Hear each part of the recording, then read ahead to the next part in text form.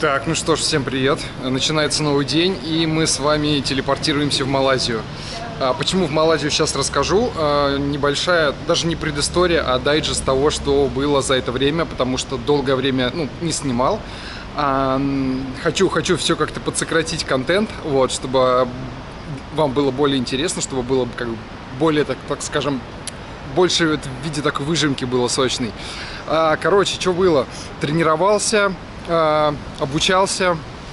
Буквально позавчера, нет, вчера закончил новый мини-курс от Высоцкого. В этот раз этот курс был посвящен системе мотивации, системе выстраивания заработной платы.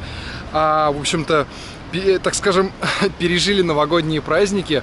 Было, то есть на командном созвоне я всех предупреждал, говорю, что, ребят, готовьтесь, возможно, в январе заказов будет немного, потому что все идут на праздники, а потом еще после января все выходят с праздников, потом только раскачиваются и, собственно, только потом начинаются заказы. Но нет, с января как повалилось, и мы за январь, короче, сделали даже, по-моему, рекорд вообще по количеству задач. В общем, движемся, развиваемся, учимся, имплементируем полученные знания и так далее.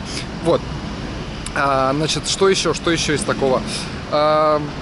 Собственно, спорт. Давайте теперь к контексту сегодняшней поездки. По-моему, я вам рассказывал, что у меня была одна такая тренировка 6-часовая, когда я немножко нарушил план тренера. Вот, то есть на велосипеде 6 часов откатал. И, собственно, чему был рад, в принципе. Вот, но после этого я подумал, что все, значит, свое желание я укротил, вот, но нет, буквально по-моему, через одну неделю тренер мне написал снова тренировку велосипедную на 4 часа, как бы длительная велосипедная тренировка, но что-то опять пошло не по плану, я, короче, опять почти накатал почти 6 часов, то есть общая дистанция получилась 160 километров, опять-таки все, все в кайф. Но, собственно, сейчас расскажу, в чем как бы есть нюанс. Почему я так сделал? Потому что во Вьетнаме, в Хошимине, осталось буквально пару мест, в которых я хотел побывать, которые я хотел обкатать. И за эту поездку я просто понял, что если я сейчас туда не заеду, то я фиг туда больше когда приеду, потому что они находятся достаточно далеко от города. Вот. И, собственно, как бы просто туда поехать отдельно уже не так будет круто и интересно. Вот, поэтому решил совместить и в итоге, на 2 часа перекатал. Вот, но, значит, кстати, я думаю, что мы приложим, наверное, ссылку, или, может быть, я уже к этому времени сделаю пост о том, выложу все свои маршруты за вот этот год, который я по Вьетнаму, вокруг Хошимина обкатал. Там что-то вообще такое прямо... Все пригороды, в общем, объездил, поэтому такое, город освоен, можно так сказать, окрестности, точнее, по центру я не катаюсь, но тем не менее. Вот, значит, почему, и самое главное, что тренировка достаточно, хорошо зашла. Что это значит? Это значит, что не было потом никаких простуд и так далее. То есть обычно всегда, когда ты как бы перетренировываешься, у тебя иммунитет просаживается и так далее.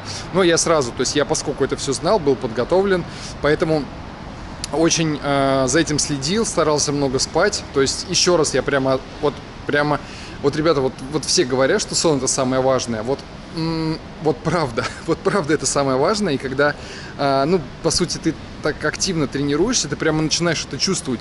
Ты начинаешь чувствовать, как какая-то легкая простуда появляется, ты ложишься качественно высыпаться, и просто утром просыпаешься, и все, ты чувствуешь, что реально сон сделал свое дело. Вот, поэтому, вот прямо сон — это самое важное. Собственно, я это все к чему? Куда я приехал и так далее. Куда я приехал, я уже вам рассказал. А зачем? Затем, что с моего прошлого тестирования, спортивного тестирования прошло полгода, и уже пора делать новый тест, пора смотреть, куда мы сдвинулись или не сдвинулись. В общем, получить вот ту самую вторую точку, да, чтобы увидеть вообще вектор движения, и так далее. Значит, почему Малайзия? Потому что, во-первых, во Вьетнаме такого тестирования нету, во-вторых, я, естественно, стал искать какие-то соседние точки, ближайшие. Вот, и я нашел, значит, в Малайзии достаточно, ну, так скажем, может быть, где-то 5 вариантов такого тестирования. И на Филиппинах нашел, по-моему, 2. Вот, но в итоге я, естественно, всем написал. В итоге мой коннект произошел, ну, полноценный, только с двумя компаниями. Одна была в Филиппинах, другая в Малайзии. Вот, и дальше я просто уже все прикинул, там по стоимости посмотрел. В Филиппинах там заметно дороже, и соответственно, и поездка дороже, а сервис непонятно, ну, то есть, лучше или не лучше. Вот, поэтому, значит, остановился на, собственно, на текущем сервисе, называется VO2max, по-моему. Вот, собственно, буквально вот уже через 20 минут зайду к ним в гости, вот, будем тестироваться. Значит, смотрите, сегодня велосипед. Мы начнем с велосипеда, это будет VO2max тест, то есть все как в лучших традициях моего первого теста. Ступенчатый тест, соответственно, каждые 3 минуты увеличивается нагрузка, замеряется, во-первых, потребление кислорода с помощью газоанализатора, замеряется лактат, то есть это берется из пальца кровь, соответственно, смотрится, что с лактатом происходит. А также во время всего этого процесса еще будет браться тест на, как бы сказать, потоотделение. Короче, будет браться пот мой и будет анализироваться, во-первых, сколько я теряю жидкости, какой процент там всяких микро-макро, этих минералов, да, в этой жидкости находится, чтобы примерно понимать, сколько мне нужно потреблять жидкости на гонку, сколько мне нужно потреблять электролитов, в общем-то, чтобы у меня баланс поддерживался. Вот, также перед началом теста будет замер калипером, то есть определение моего текущей жировой уровня подкожного жира. Вот, значит, это следующий момент. Так, и пока помню, значит, к чему я рассказывал про длительную велосипедную тренировку. Вот она у меня была в субботу. А сегодня у нас пятница. И, значит, так, еще 2 дня назад у меня была еще одна такая легкая тренировка велосипедная. И вот на ней, значит, я что чувствовал? Я, значит, крутил педали, и по ощущениям, значит, я тренеру так и сказал, говорю: Александр, вот если бы у меня не был включен велокомпьютер, я был бы уверен, что я сейчас еду на верхней границе своего аэробного порога. То есть мне казалось, что у меня пульс где-то 132 удара, а по факту пульс был где-то там 122. То есть прям очень, достаточно низкий пульс. И, короче, по всем показателям очень круто, а по внутреннему ощущению такая как бы не усталость, а ноги не хотели сильнее вкручивать. Вот такое состояние было. Соответственно, поэтому есть такое некое волнение, да, по поводу теста. То есть, насколько я восстановился, насколько я, то есть, готов показать хорошие цифры. Но, с другой стороны, когда я тренеру сказал о своей затее с тестом, да, вот он такой: так, хорошо, сейчас мы подведемся. Я говорю: да не, Александр, тут в том-то и прикол. Я говорю: давайте мы не будем подводиться, а мы, наоборот, будем тренироваться так, как мы и тренировались. Потому что задача этого теста, текущего, не в том, чтобы посмотреть, на что я способен, а в том, чтобы посмотреть, какой мой реальный уровень при обычной тренировочной рутине, да? Для чего это важно? Для того, что этот тест делается не для какой-то гонки, а для подготовки к какой-то гонке. Вот. То есть, что это значит? Это значит, что тренируюсь так, как и обычно я тренируюсь, я нахожусь в том своем состоянии функциональном, в котором, собственно, я и буду выполнять, следующие тренировки там в ближайшие полгода, например. Вот, поэтому, собственно, ничего мы в итоге решили не выдумывать, оставили тренировочный график такой, какой был. Вот, и, собственно, все. Значит, поэтому так, то есть никакой идеи о том, что там выйти на пик формы для этого теста, его нету. Вот. Значит, идея такая. Вот. Короче, но все равно волнение есть, потому что, фиг его знает вообще, что как получилось, восстановился, не восстановился. Плюс по По вариабельности, то есть это вариабельность сердечного ритма за ночь.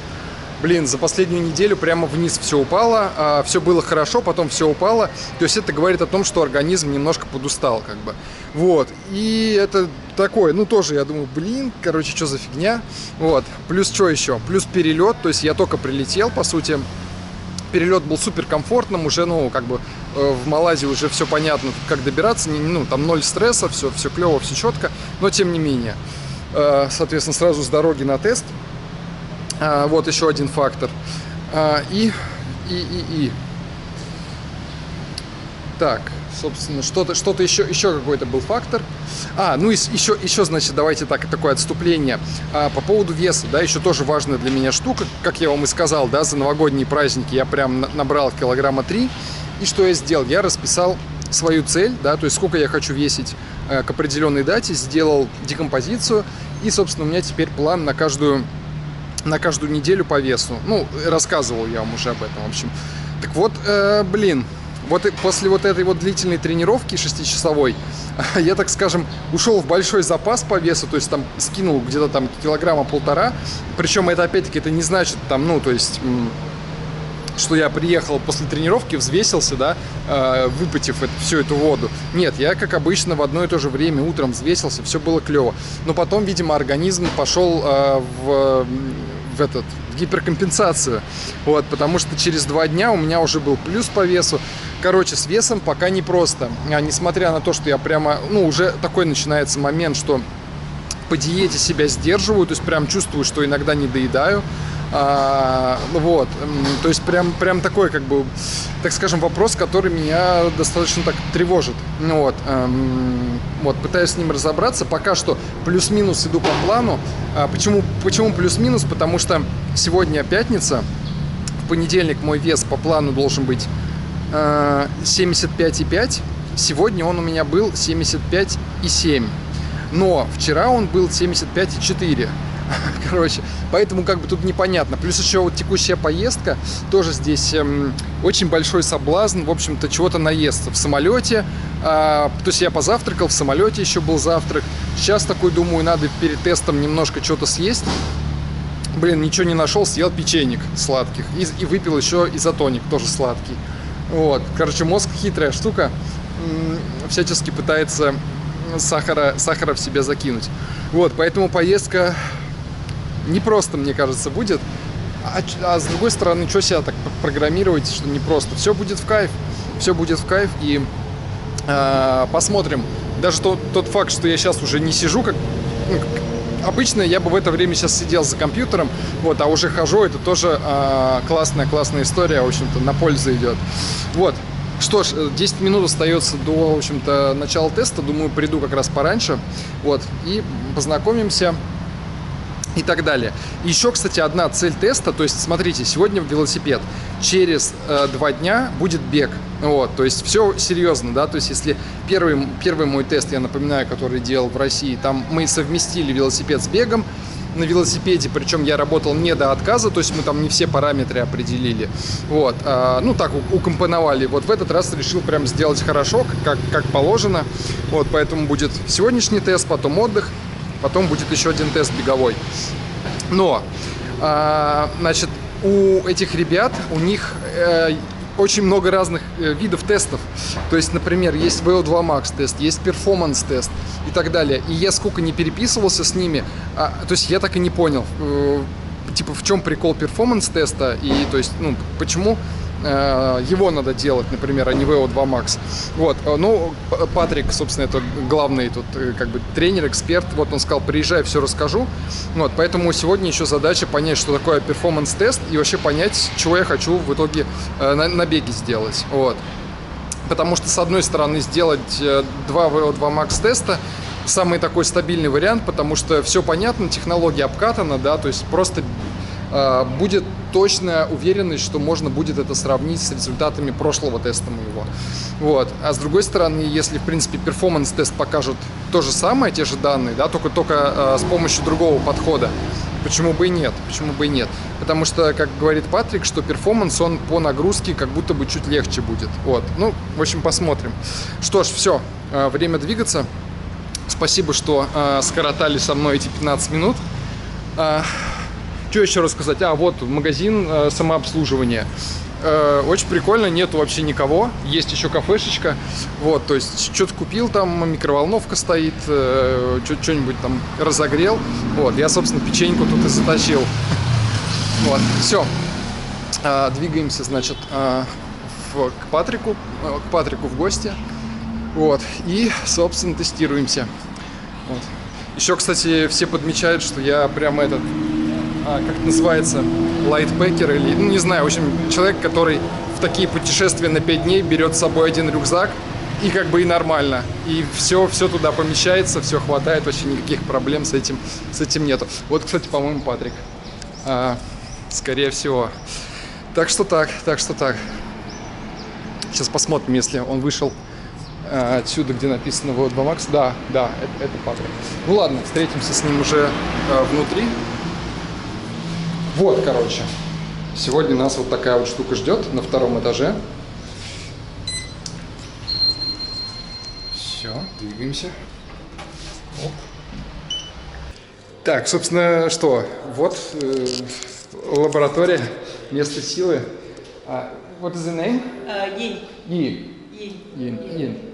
Собственно, это ассистент Патрика, как я понимаю. Вот, собственно, какие-то тут запоминающиеся фотографии. Собственно, лаборатория сама.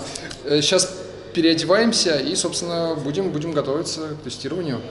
Так, ну что ж, познакомились с Патриком, пообщались, такая вступительная была речь, в общем-то он представил, рассказал, как будет проводиться тест. Вот, соответственно, сейчас подписываем все документы, соответственно, небольшой опросник по моим целям, по моим там задачам, по функциональному состоянию, как себя чувствую, собственно, отказ там, ну, от ответственности, да, что если что-то переработаю, как бы, парень, ну, ты знаешь, на что идешь. Вот, собственно, обсудили, как мы будем тут все менеджерить, вот, потому что я хочу использовать тоже свой датчик, соответственно, когда будет одновременно много всяких приборов подключено, чтобы, главное, чтобы у них все правильно записалось, вот. If you're ready.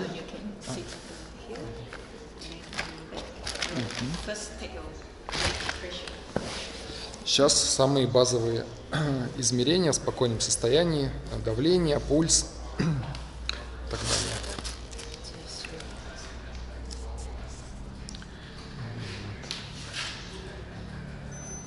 Собственно, как обычно, сейчас еще возьмем кровь из пальца, как обычно, значит, пульс, давление, меня все время спрашивают, какое у тебя в норме давление после каждого измерения, потому что давление всегда такое, чуть ниже как бы, ну не нормы, в общем-то, ну, короче, чуть-чуть ниже, чем у обычного человека, скажем так, вот, соответственно, ну и пульс вообще всегда такой низкий, всегда спокойный и так далее. Вот. Сейчас замеряем, не знаю, что это. Is this lactate? Something else? Глюкоза. Угу. Замеряем 5.6. Уровень сахара в крови замеряем. 5,6. Вот. Кстати, у меня спросили, чего я только что кушал. Пришлось сознаться. Я говорю, что печеньки, всякие изотоник с сахаром тут попил, поел и так далее. Вот. В общем, все эти параметры фиксируем. Так, теперь взвешиваемся.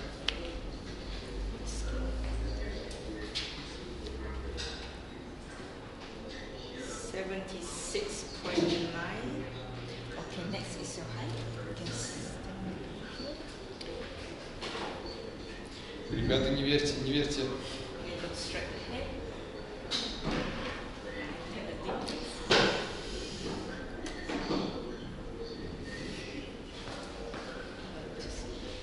Shift to the right slightly. Yeah, that's good.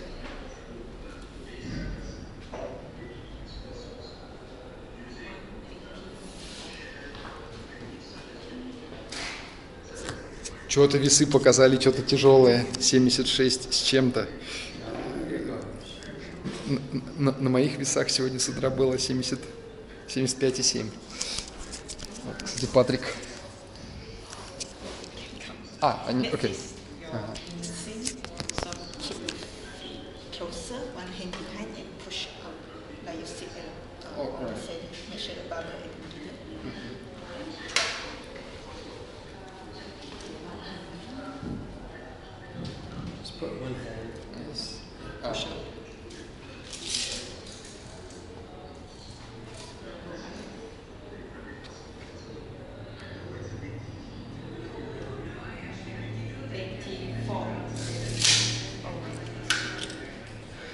Okay, so is it Andre? Andre? Is that the better way? Andrei, so yeah, my real name Andrei. How do you say it in Russian? Andrei. Andre. Okay, I can say that. Andre. Just stand here, Andre. We're gonna do the marking now.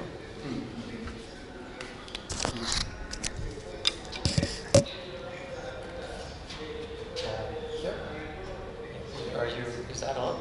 Yes, I try to.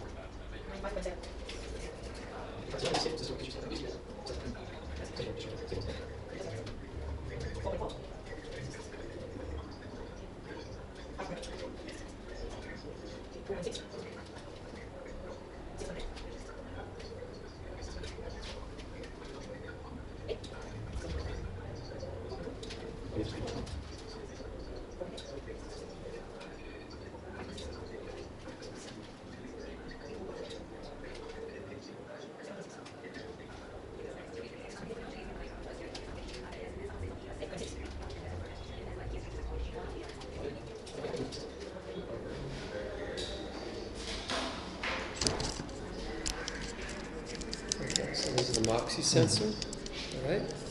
So this measures your oxygen levels in your muscle, all right? Okay. So generally when somebody exercises and it starts to get harder and harder, the muscles will use more oxygen. And so we expect a drop in oxygen levels as you go along. The bigger that drop, the lower it gets. Generally it means that the person's well conditioned at taking oxygen and using it to make energy. So that's kind of how we look at this when we're evaluating the results. Okay, so just put your foot up here. Соответственно, сенсор, который замеряет уровень насыщения мышцы кислородом. Неожиданный сюрприз. Сейчас что-то покажет.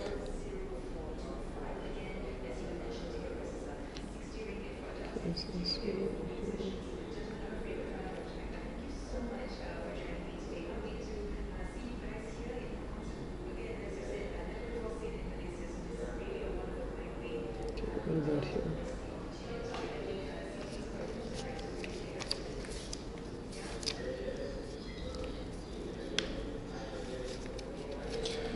Технологии. Такой кайф, конечно.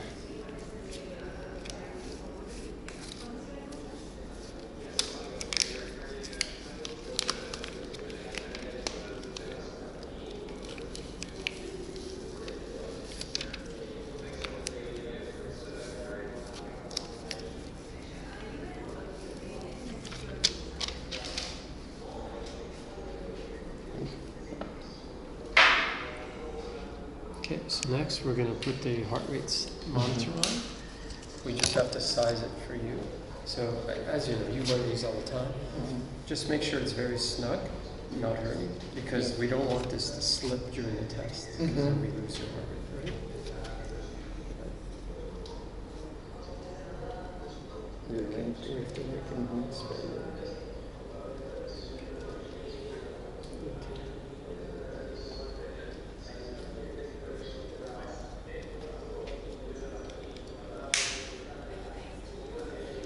Maybe expand a little bit. To Too tight? I think, yeah. Okay, just loosen it a little bit.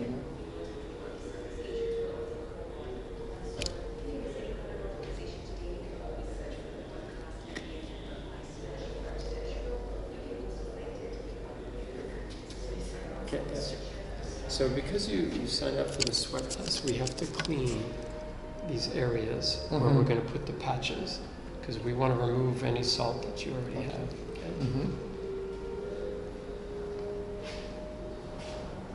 Чистим эту зону, потому что для теста на пот она должна быть без, ну, в общем, должна быть чистой.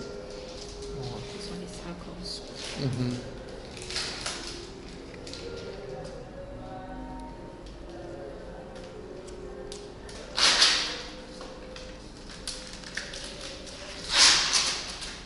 What happened to the other ones? There's so much nicer.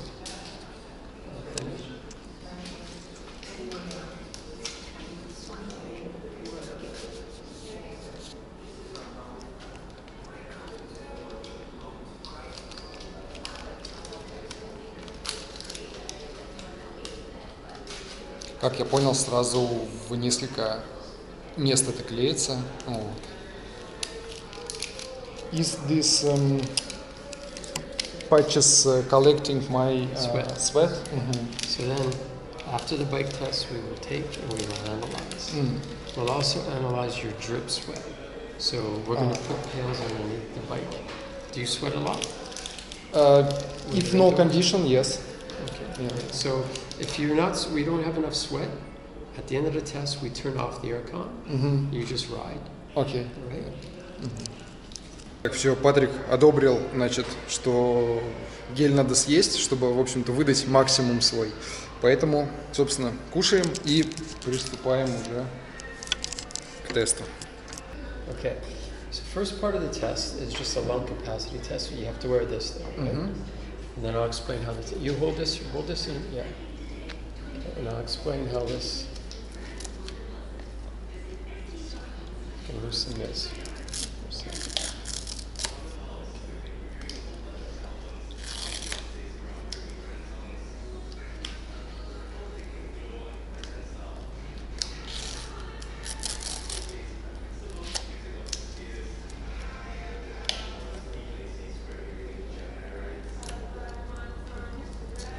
Yes. Okay, so the mask should feel snug, not hurting, and even. It should not be pulling to one side. Feels about even. Yours is a lot higher than mine.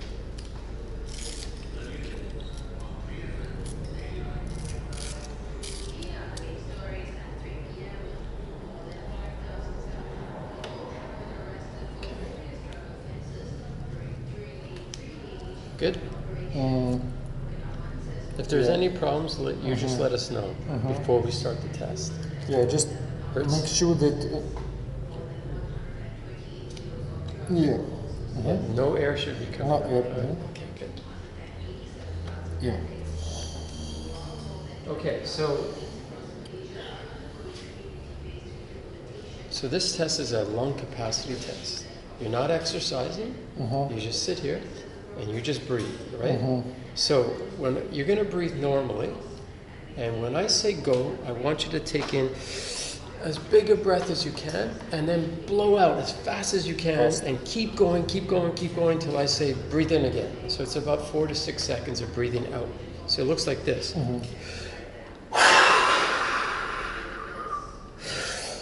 That's it, right? In big, blow out fast, long, and then in again. We'll give you several trials in case you don't get the first ones.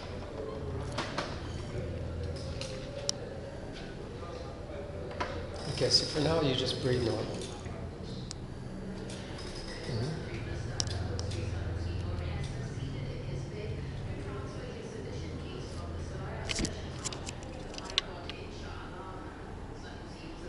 Okay, so on the next one, you're going to take a big breath in.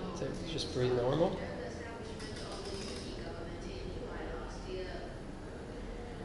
Okay, and now just big breath in. Big breath. And blow out. Go, go, go, go, go, go, go, go, go, go, go, go, go, go, go, go, go, go, go, go, and big breath in. Good job. Okay, and breathe normal. First one I will do by my nose. I don't use my nose. It's a mask. It doesn't matter breathing through your mouth or nose, whatever you're most comfortable with. Okay, so you can see the results here. Right? We'll explain that at the end. Okay, let's try again.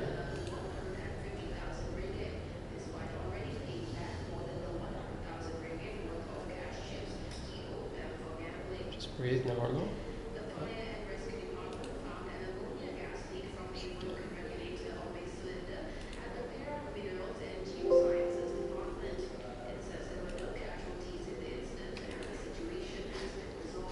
Just keep breathing normally.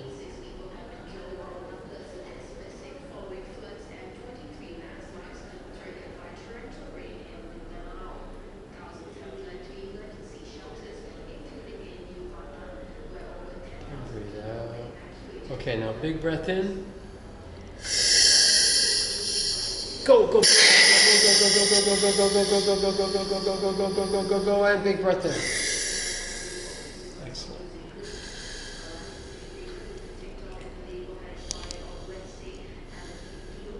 Try one more time. Okay? So just breathe normal.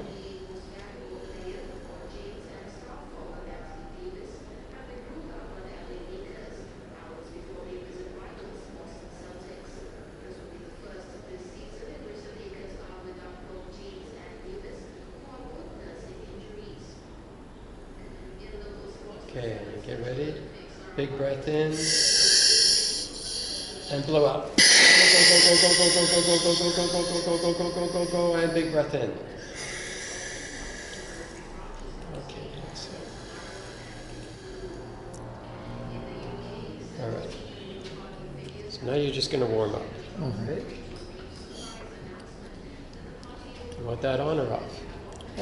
Keep on. Okay. All right, so you can just start.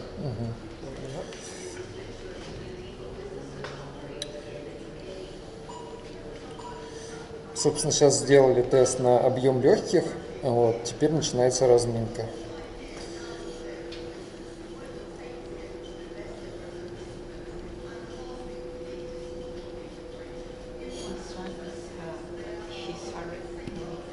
It's okay. As long as we have ours on that.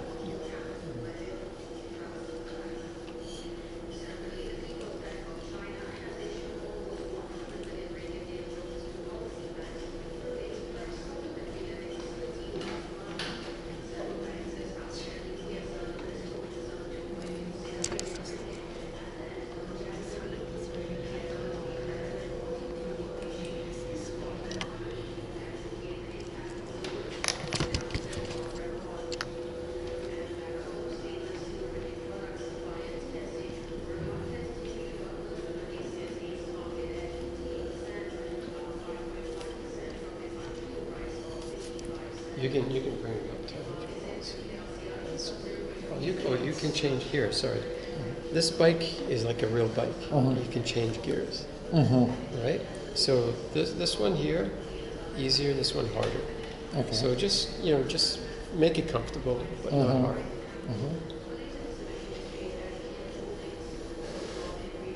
It's coming down here.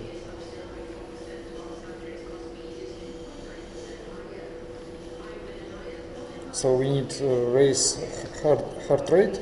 No, just for 5 minutes, easy. Just easy. I'm going to get you, after 5 minutes, I'm going to get you to 1 minute, a bit of an effort, not too hard, just pushing a bit, then recover, and then 30 seconds fast acceleration, and then recover. Right? That's just to get your blood into the legs. Okay.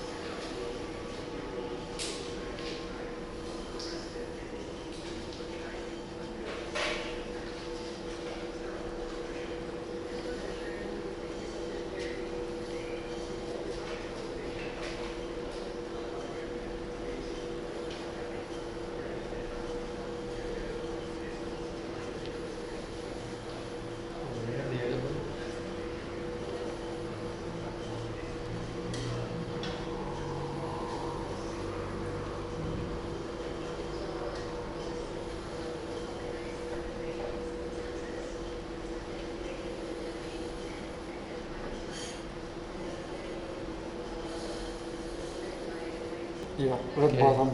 So this is Andrea getting ready for Oh, his yeah. big test. There's Yin, our technician, our whiz, with all the numbers. All right. Good luck, Начинаем. Andrea. You can do it, man. Right, you can stop.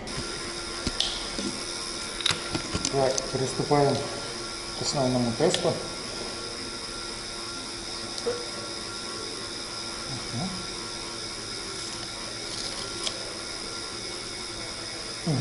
So because ours doesn't seem to be connecting well with you, towards the last minute, I'll be pressing like this. Right? But we have your heart rate as well, so I can Alright. probably get that as well.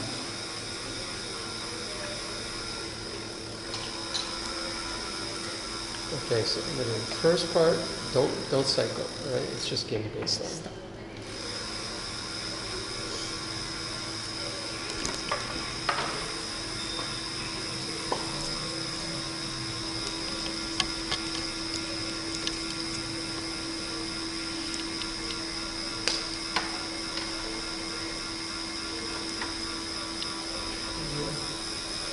You ready?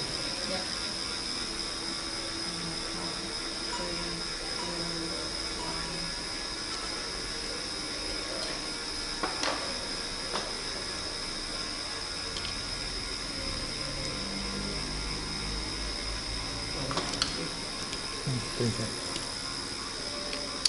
So you're taking blood.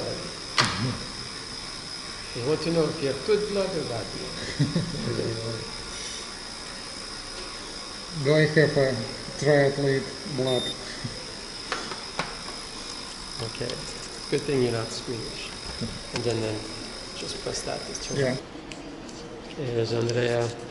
Wave to the camera. It's still easy, so he's having a good time. It's going to get ugly though. See if we can get some shots when he's really pushing. There he is. And there's all the data right there. And now it's pouring rain in KL. All right, Andrea's now into the hard zones, pushing hard. He's doing great. His cadence is great. Numbers are getting up there. Good job. 3.8. Give you a close-up of your exertion. Push.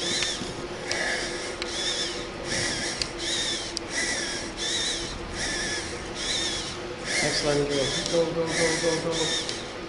Cadence still looks good. You're in 84, 83, 85. That's great. Keep pushing.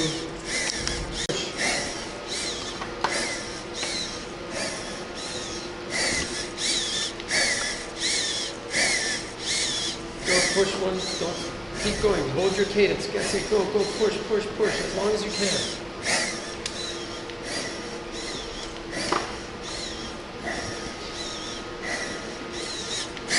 Go, as long as you can. Push, push, push.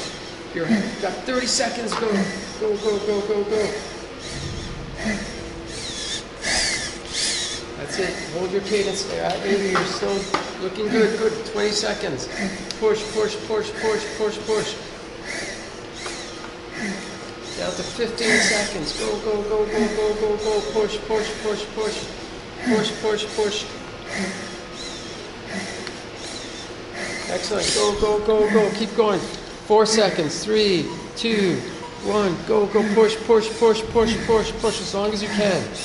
Go, go, go, go, go. Push, push, push, push, push, push.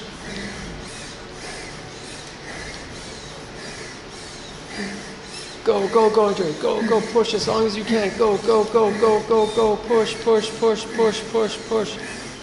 Push, push, push.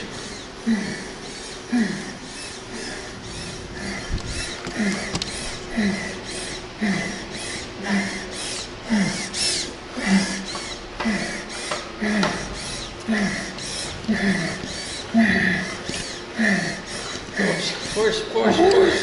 Okay, that's a good job. Good job. Skip the pass.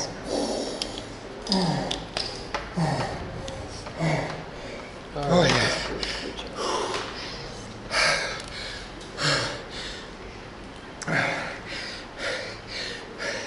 Ну вот это был честный отказ.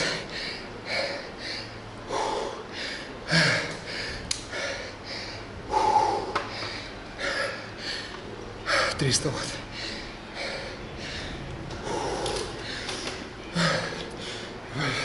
Nine out of 10? What does it take to get a 10?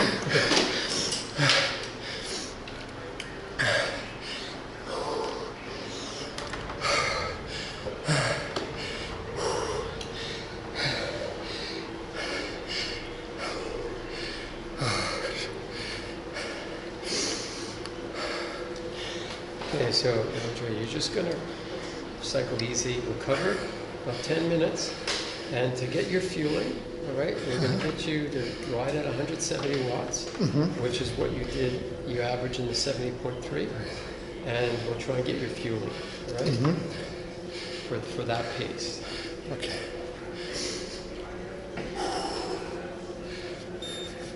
$12.7. Давай.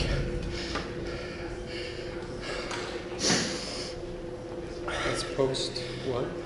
Post one. Post one.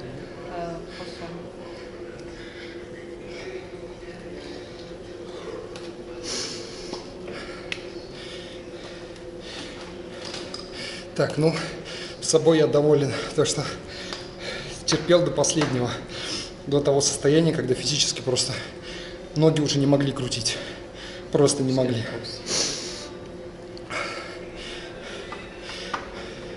Хотя было страшнее упереться как раз-таки в пульс, в дыхание, когда ты понимаешь, что ноги еще могут крутить, а функционалка, то есть уже не знаешь, когда тебя вырубит. Вот. В этот раз явно по функционалке был большой запас. Вот по мышцам, просто мышц, не то чтобы не хватило, будем еще разбираться, чего не хватило. Кислорода, способность мышц усваивать этот кислород. Питание, в общем, для этого теста и делаем.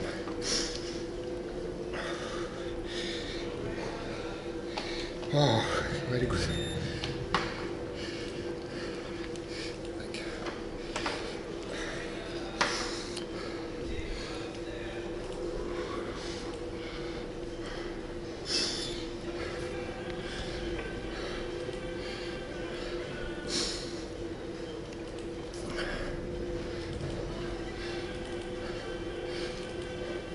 Ой, самый приятный кайф, что пульс сейчас 112. Прошло буквально 3 минуты интенсивной нагрузки, и так быстро восстановился пульс. Это, на мой взгляд, хороший показатель. Но опять-таки, все выводы, рекомендации за Патриком.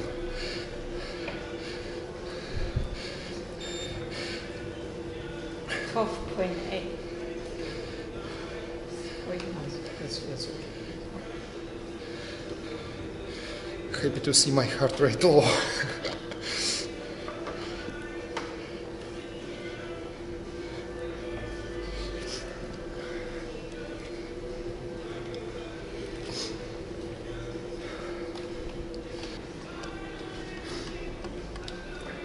Соответственно, все, что на ноутбуке отображается, он все передает сюда. И нагрузка, соответственно. Так, что мы сейчас будем делать? Что-то будем делать.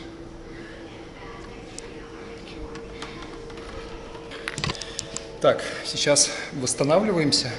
Еще пока кручу в спокойном темпе. После этого на мощности 175 Вт, это такая предварительно моя целевая мощность на гонку, буду крутить. Выключили все вентиляторы, чтобы я нормально попотел. Тут, смотрите, поставили подносы, чтобы туда стекал пот. Собственно, будут собирать. Пока что пропотел не сильно, несмотря на то, что температура 38,5 градусов, между прочим. А это верхняя граница моей тренировочной зоны тепловой. И при этом не потею так, как потею дома на станке. Вот, поэтому поработаем подольше.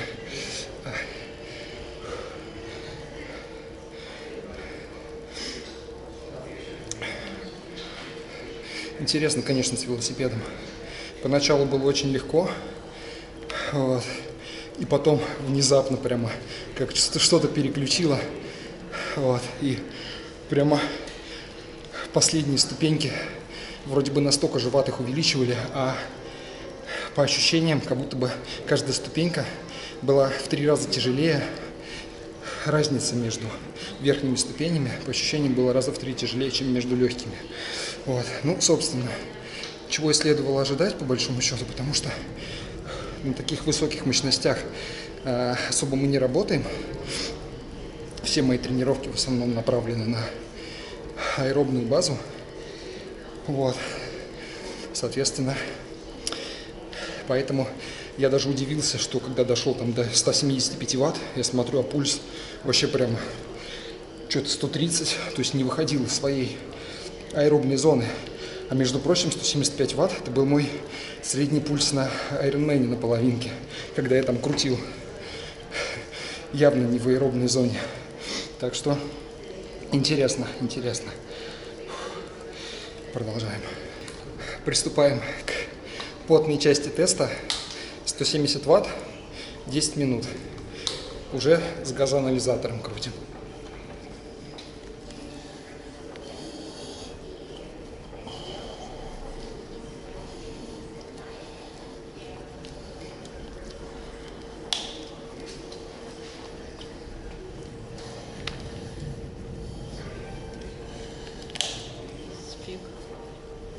Угу.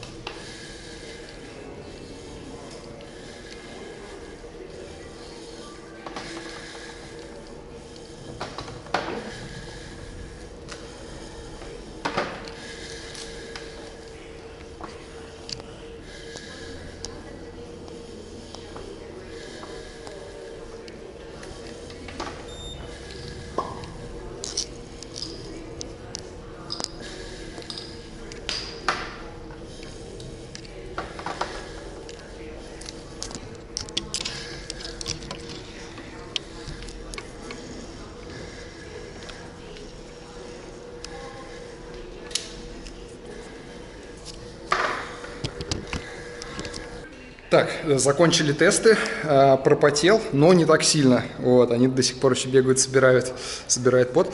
Время мыться и, собственно, интерпретировать результаты. Все, бегу мыться. Так, сейчас будем замерять пот. So this is sweat from your upper back. Угу.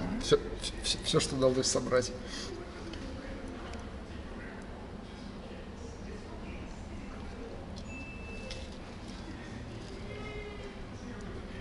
So your upper back here. So we already get 3 samples. So for this one, I just show you the extra one. So in case you want to get some view. Alright. So next is your forearm. Alright. Ага, то есть мы берем, да, соответственно, из разных точек. У меня на руке один пластырь был, второй был на груди, третий был на спине. И вот мы как раз берем из каждой из этих точек замеры и смотрим, что там получается. 940 from your forearm. Весы показали -1 килограмм. Понятно, что воды, но в целом-то я и выпил вот эту бутылку. So next is from your chest, right? Угу. Yes, chest. Okay.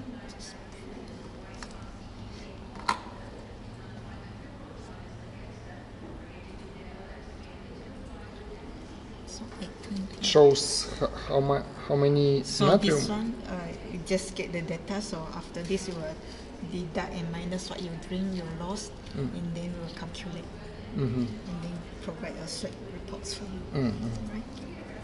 All right. Let's see. Sweat.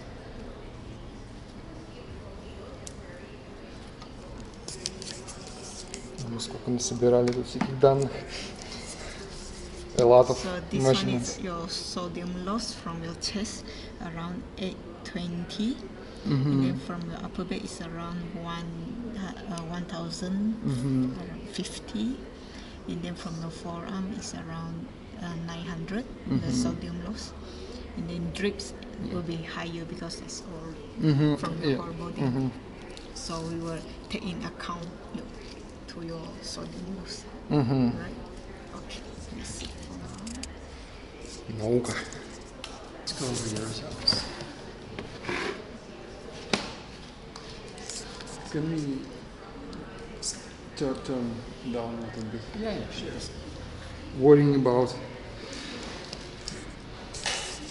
Thank you. Okay. I'm very sensitive to this. Yeah, no, I don't need it. Okay, so this is your report, all right? It's the draft version. I'm going to go through it. We have to add a few more things for the final report, but we'll email it to you. And it's a bit interactive, so you'll get a link to this, Okay. all right? And you can just fast forward to any category here. So if you click on body composition, it goes right to body composition, right? Okay, if you want to save a hard copy, just click this and then save it anywhere you want. All right? Okay, so start. All right, so this is just your details, right? Okay, so here your health measures were all good, no issues. How you rated how you're feeling was very good. The total, so you came in with a good, ready to test, good mindset. Okay, so one of the first things we looked at before we started the test was your breathing. How big is your lung capacity? You have a very, very big lung capacity, which is very good. You have a lot of potential to take in a lot of air. Okay, but because it's so large,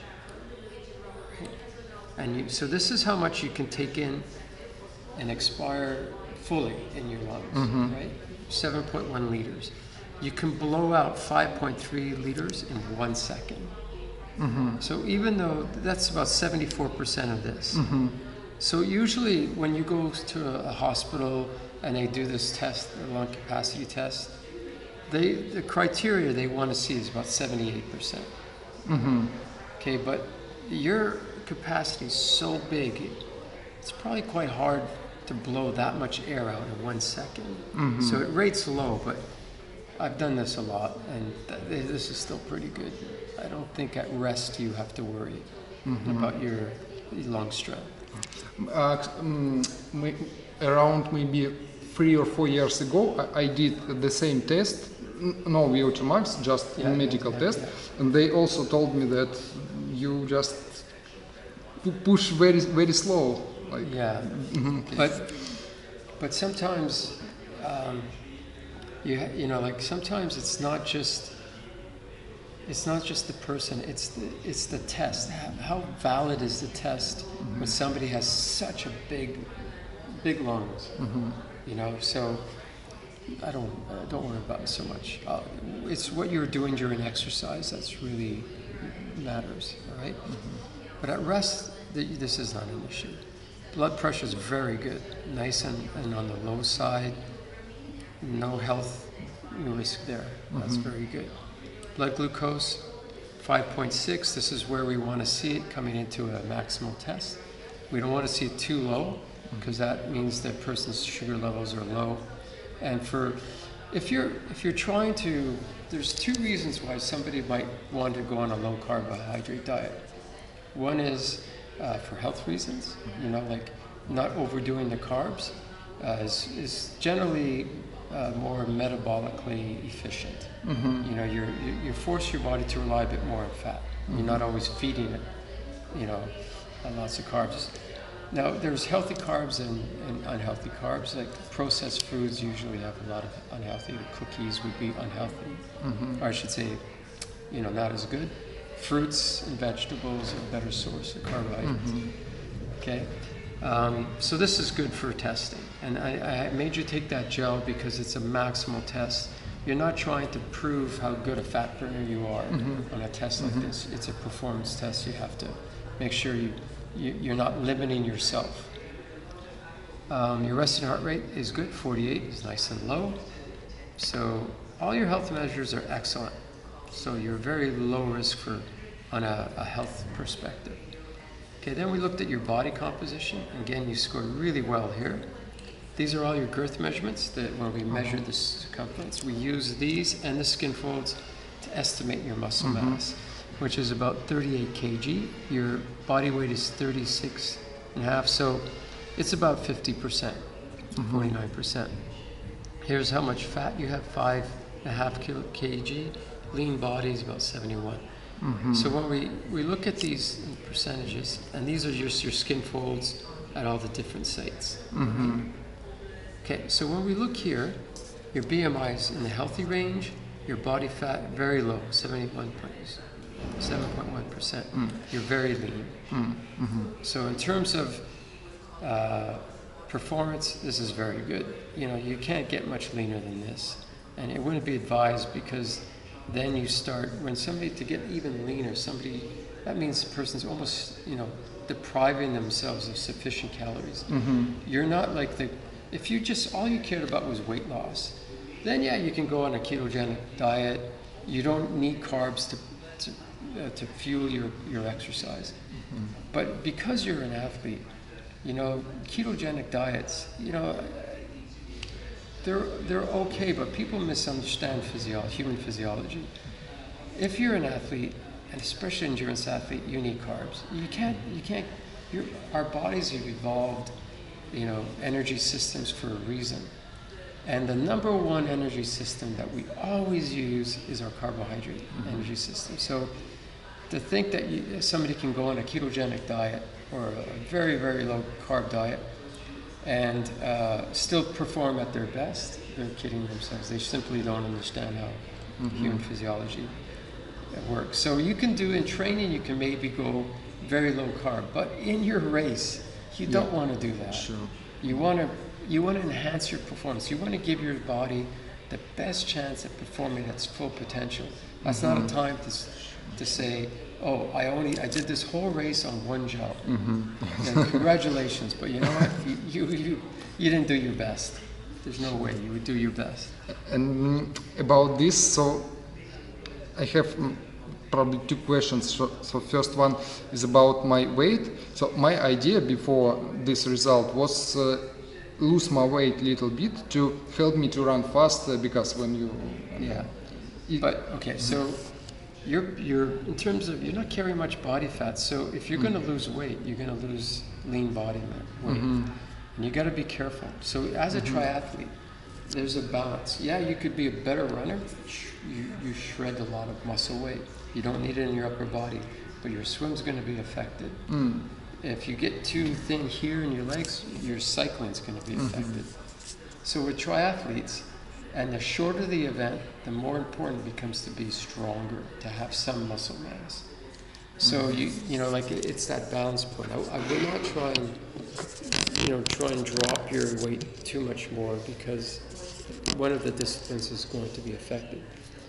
For sure, you know, like being lighter is always better for running, so long as you haven't compromised your health, that other factors get in the way of you performing.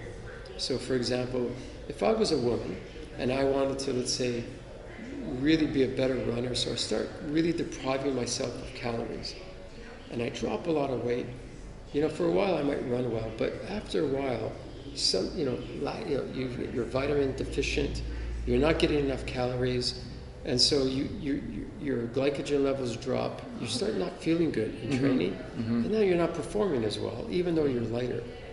So there's that balance, but again, if you lost some upper body weight, you drop, let's say, so you're at, right now you're 77 about. If you went down to 74, you know, like that's not, a lot of that's not going to come off of body fat. It's going to come off of some sort of lean body, whether it's water content or muscle mass. And then it's just a question of, is that if that loss of muscle means loss of strength on a relative basis, does where I'm losing that muscle, does it matter, right? So that's what you have to ask yourself. And measurements, little, could you please up a little bit. Yeah, this lean body mass that means that I have only 5.5 kilo. Yeah. But So- it's a very bad idea to try to lose. Yeah, I mean, because a lot of this includes internal body fat, and so there's fat. Again, is a fuel source, but it also adds protection. It surrounds our organs. There's a certain amount of protection. There's a certain amount of fat that the body needs to function. You can't deprive yourself fully of it. In fact, when people get below 5%, like bodybuilders, etc., they start having performance issues, like in terms of not feeling well.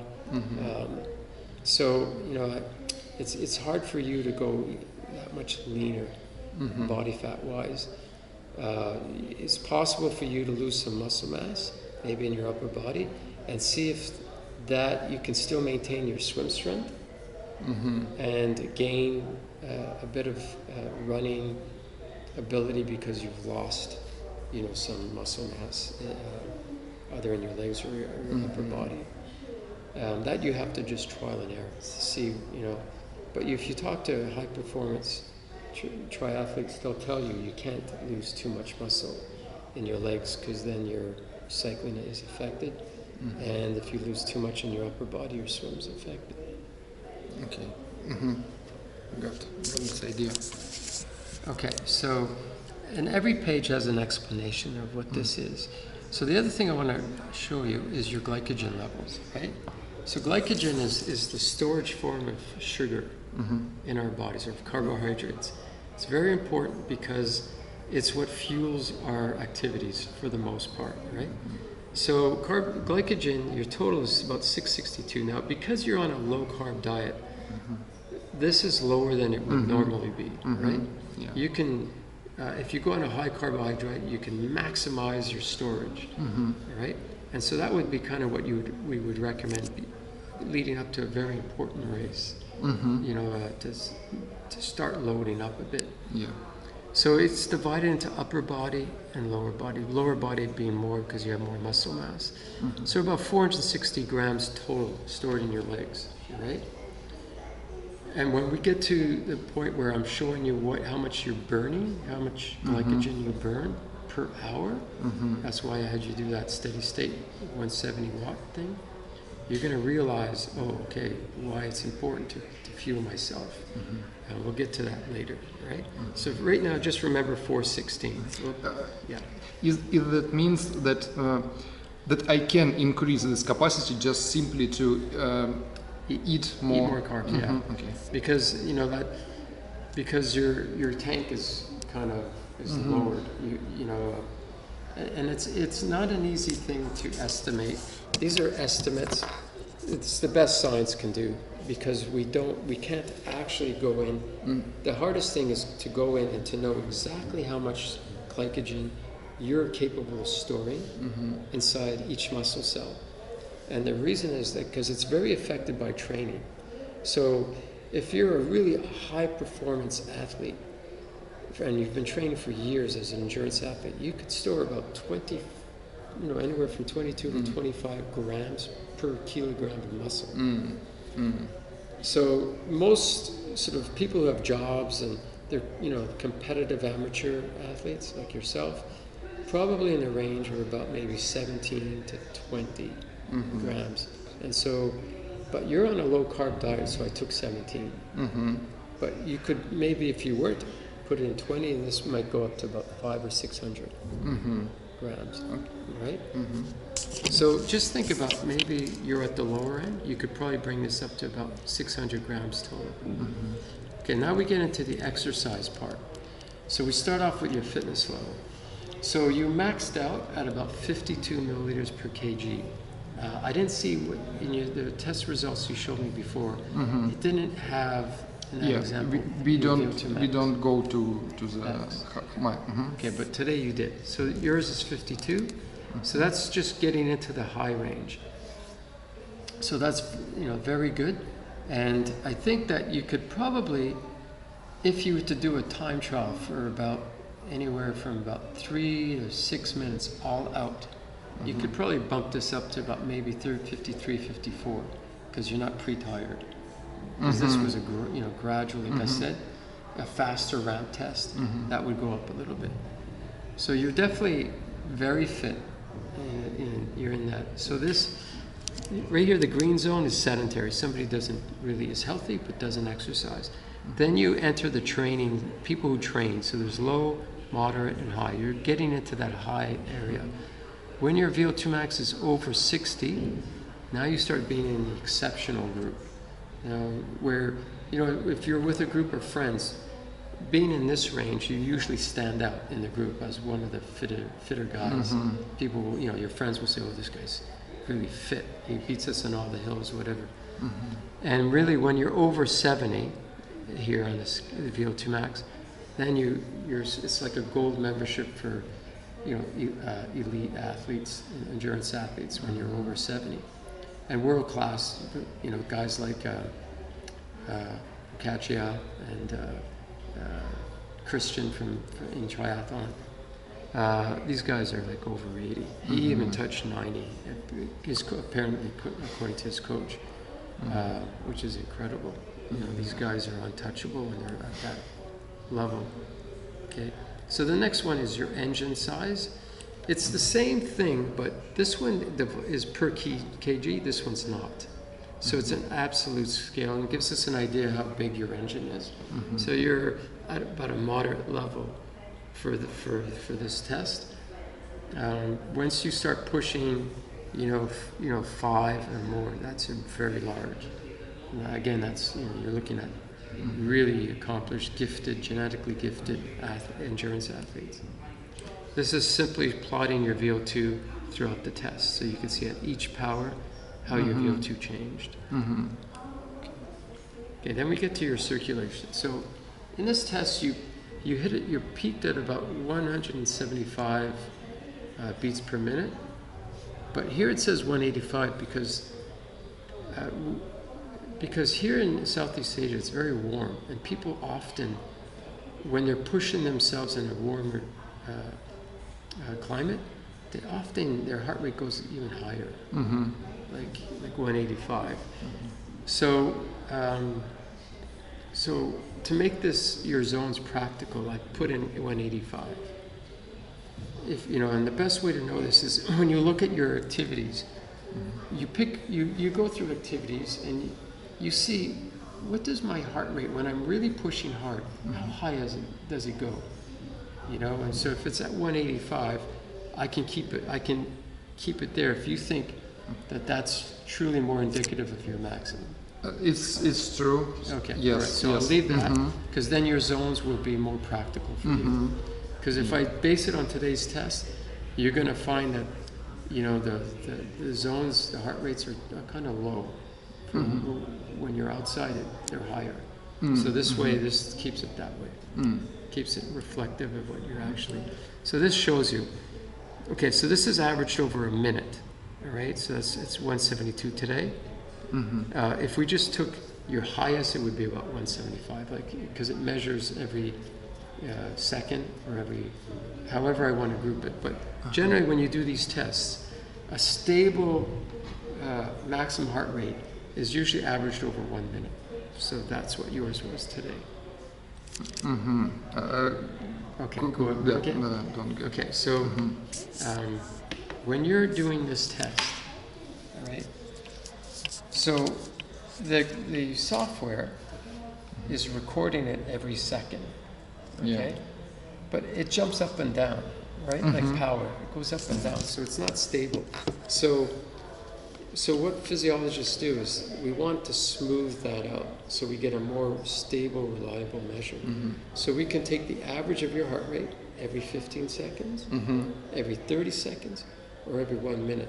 Generally, when you do this test, the standard is to average your best 1 minute, your highest 1 minute heart rate, and that was 172. If I took your best 30 seconds, it would be higher. Okay. So what I'm saying is, for 15 or 30 seconds, you peaked at about 175, but when we smooth it out to 1 minute, it's about 172. So it doesn't matter, because whenever your heart rate's there, at that level, you're working very hard. You don't need, at that point, you don't really need heart rate to know that this is maximal, right?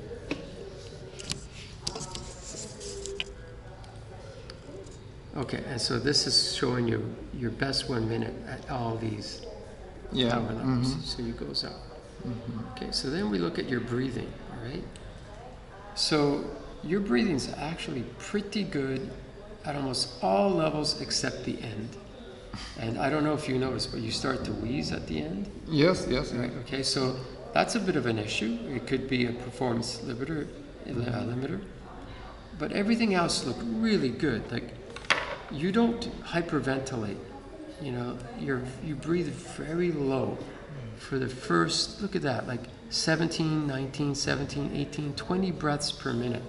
That's actually really good. You're taking big breaths in. Your tidal volume, even at the easier levels, is 3 liters and went as high as 4.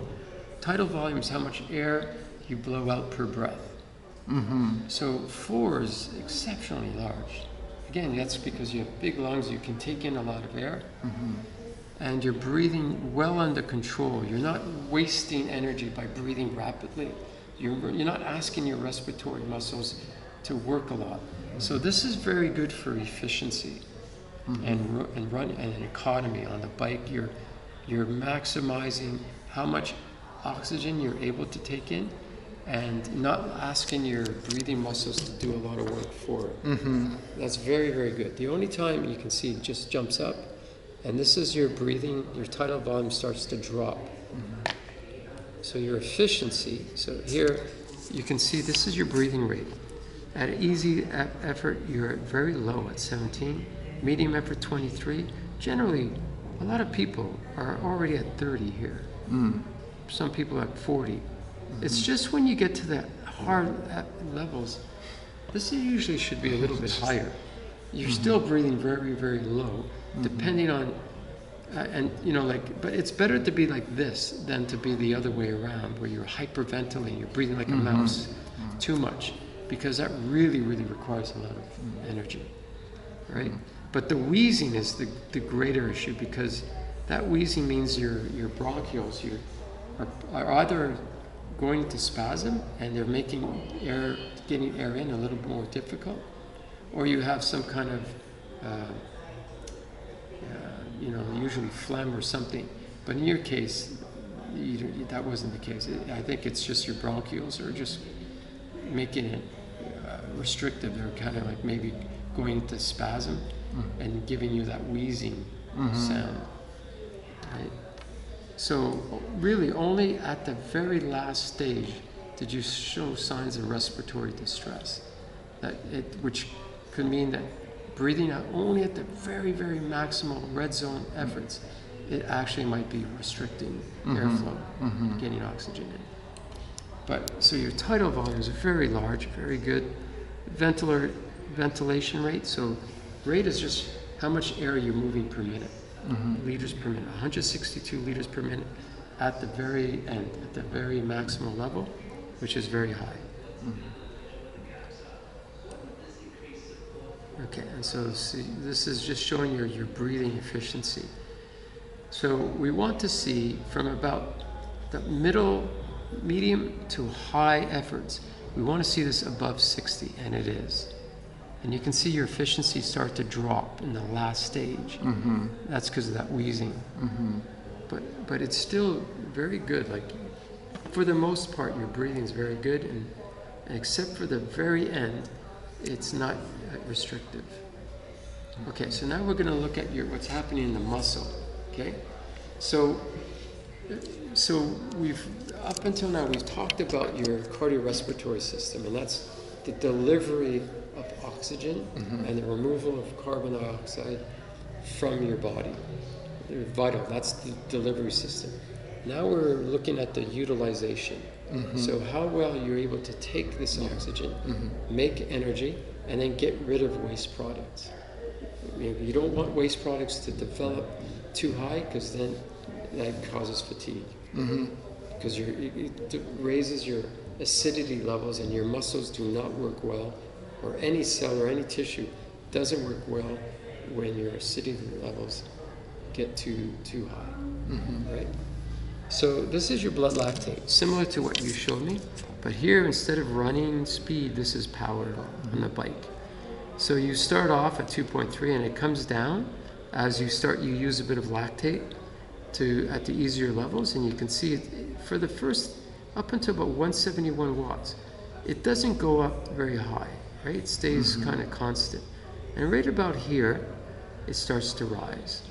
So this is like, you can consider this your cutoff for endurance, for zone 1 and the beginning of zone 2 training, right about here. All right? So anything below 171 watts should be easy, and you could do this for a long period of time because your lactate doesn't come up. So locally, you're not developing too much acidity. So fatigue from anything from here is fatigue from fueling. You start to go low on carbohydrates. You know, like our bodies need calories.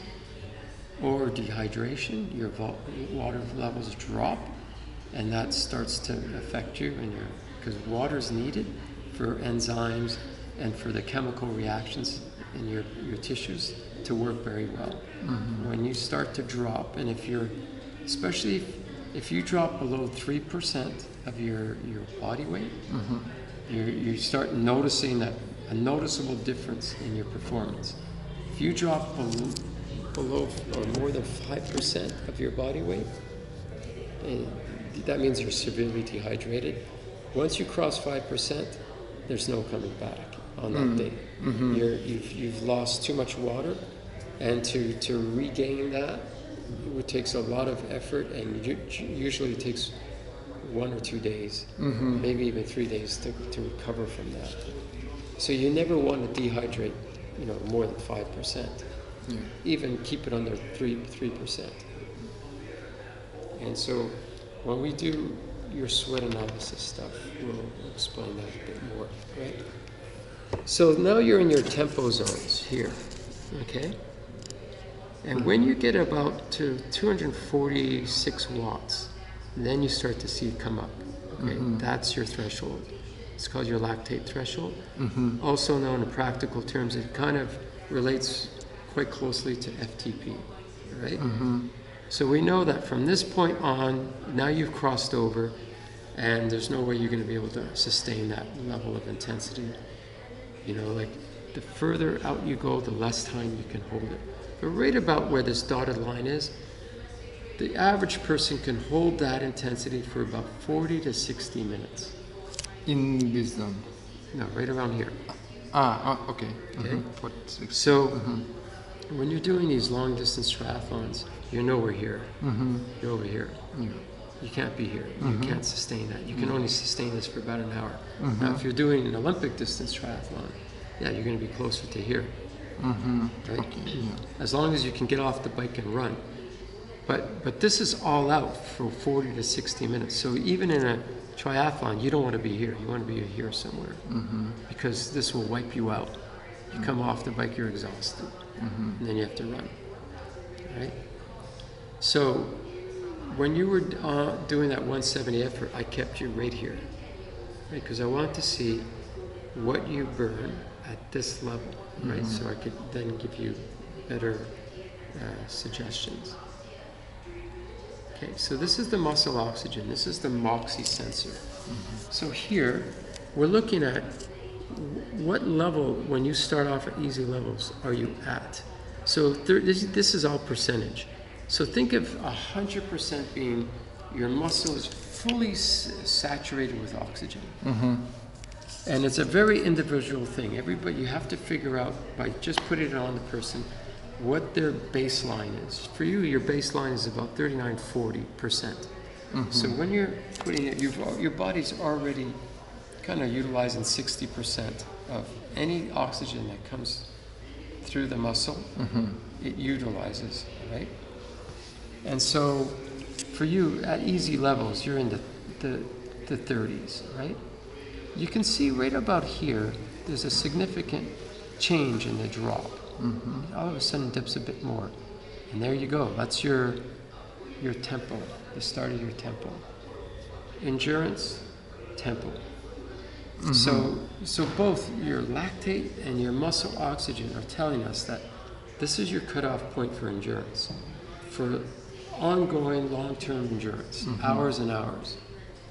After that, you're looking at just a few hours, and maybe up to here. And then when you get to your threshold, you can see how it just starts to, can't go any lower. You're basically utilizing as much oxygen as your system can take, right? So you're at that maximal kind of end. So does this graph means that, for example, 60% of oxygen my muscles consume and 40? No, not actually, I know you kind of said that, but actually it's just what the instrument is reading on you, right? So it's kind of like, you know, when somebody says, okay, my maximum heart rate is this, is that good? Will I perform better than him because it's higher? No, it's very individual. What you have to do is just establish, you have to wear this a couple of times, to establish what your baseline is. For you, we know it's about 40 when you're you know, it's just pedaling easy. And in the 30s would be your endurance. When you drop down past 27%, now you're getting into more tempo. That's all it means. You know, like, because that's just the way the instrument works. It's not saying that you're using 60% of the oxygen that's passing through. Nobody really knows. It's you know, it can't be done on an absolute scale. But once you have the instrument, I can tell you now that I see this. If you had the Moxie unit and you trained with it, and you put it on, and you went out, and you were somewhere here, without me even knowing what your power is, I could tell you what zone you're in. So it's just another way, like heart rate. If I took your heart rate and somebody else came and I said, you know, I used, okay, well, if you're training, I want everybody, you have a group of triathletes. Today, everybody's going to train at 130 to 140 beats per minute. But you can't do that because everybody's different, right? It's the same thing here. Now that we've done this, I can see what your profile is. But somebody else, and it's very affected by how much body fat you have. So if somebody has a lot of body fat, the infrared device doesn't penetrate fat well. So these numbers are all higher. It'll be like, let's say some people 70%. That doesn't mean that they're only able to use 30% at the start. It just means that the infrared cannot penetrate. It's getting absorbed by the fat tissue. So that's why you have to see, the leaner the person is, the lower this is. So you start at 39 and you drop down to 21, which is about a 28 percentage drop. So does my Oxy show me how the lower values means that it's very good. So basically, when somebody can get below 15%, that's very good. You know, that means that person's a well-established endurance athlete. Some top athletes could drop this down even below 5%. Right? But it's very individual. But again, you know, today, and this changes daily. So that's why they use it a lot, because they'll go out and some days they use it for warm-ups, because in a warm-up, you might put this on and then you see that today I'm at 50. You know, so you warm up and see if you can get it back down to 40 to start. And so what you want to do is, like in a warm-up, you want to do an effort like we had you do, 30 seconds, and then when you're recovering, you want to see that shoot up very high, even higher than maybe 40, and then you get back into your whatever power you're at and see where it goes. But so they use it a lot to gauge a warm-up, And also, for you, basically, you'll find that if you had this device and trained with it, that some days you'll be here, but it'll feel like you're over here. And you know, okay, today my body is just not utilizing the energy well. And you'll feel a bit tired or whatever. So it's just one way to gauge, you know, what's going on when you're training. Like, not just, oh, I don't feel so good. Put this on and do the measures, show that as well. So there's how you feel, which is subjective to a certain extent, and then there's the actual objective measures like heart rate, moxie, SMO2, that's what that's called, and lactate, that will paint a picture of what's going on in your body that's not necessarily related to how your brain is feeling. And these graphs means, for example, when I started to a very slow tempo, work on a very low watts. So, yeah, this one. It means that value was high, and when I just start do intense, value was low. Does it mean that it oxygen in my muscle decrease or? Yeah, so picture this. I'm a muscle cell and I need oxygen to make energy so you can keep working. And the harder you're working, the more energy I got to produce, and I need that oxygen. So like think of a factory, and you've got on the factory belt, like in a car factory, they have parts coming. How fast I can take these parts and use them to make the car will speed up how many cars I can produce, right? So an efficient system, I can take a lot of that. So when it comes past me, there's nothing left. So think of oxygen going by.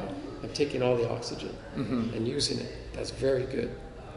But if I'm only taking a bit and I'm wasting a lot of oxygen is going by and out of the system, okay, that's inefficiency. I'm not, and so this, you know, as it drops and gets very low, is an example, a measure of how good you are at taking oxygen and using it.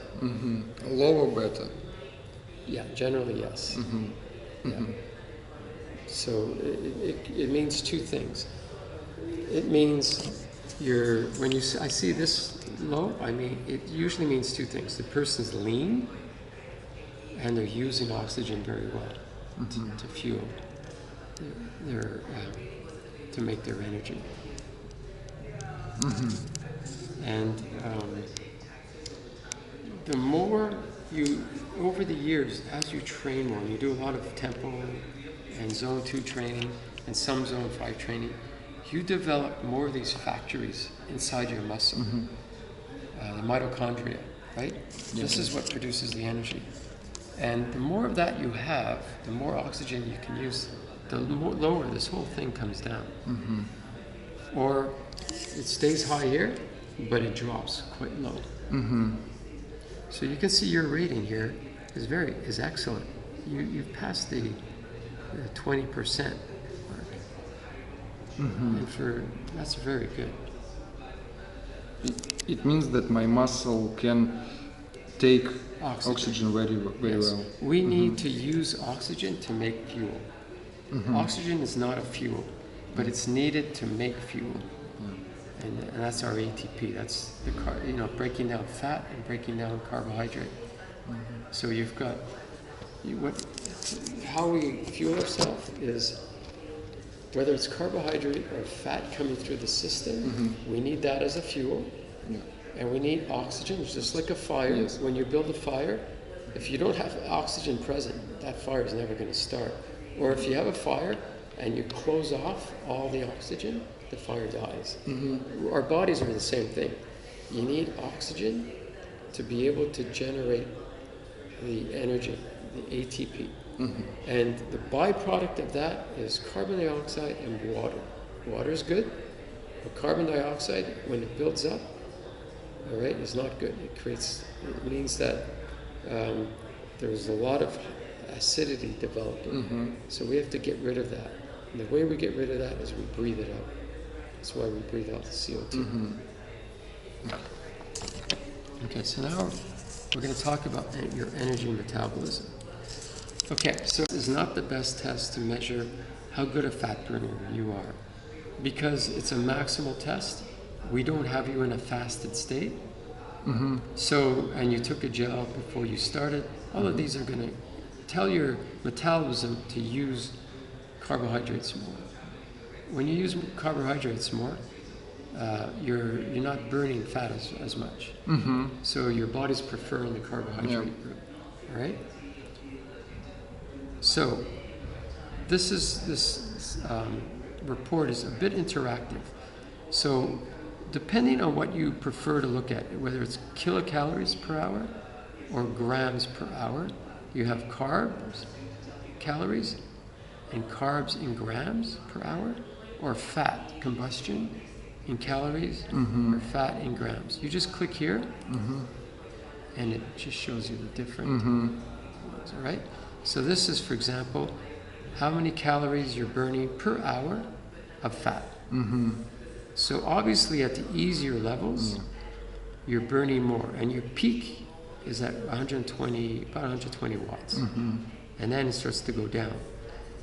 But you're doing a pretty good job of still using fat up until about 218 watts. Then you clearly just switch. No more fat.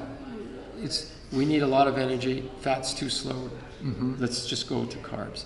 So this is what I mean when, no matter what diet you're on, this is always going to happen. And the question is, how much time in your event do you spend ever here? So if usually for really long distance triathlons, where it's 70.3 or Ironman, you'd almost never spend too much time here. It wouldn't be to your advantage. But depending on the course, Russia, you had a headwind.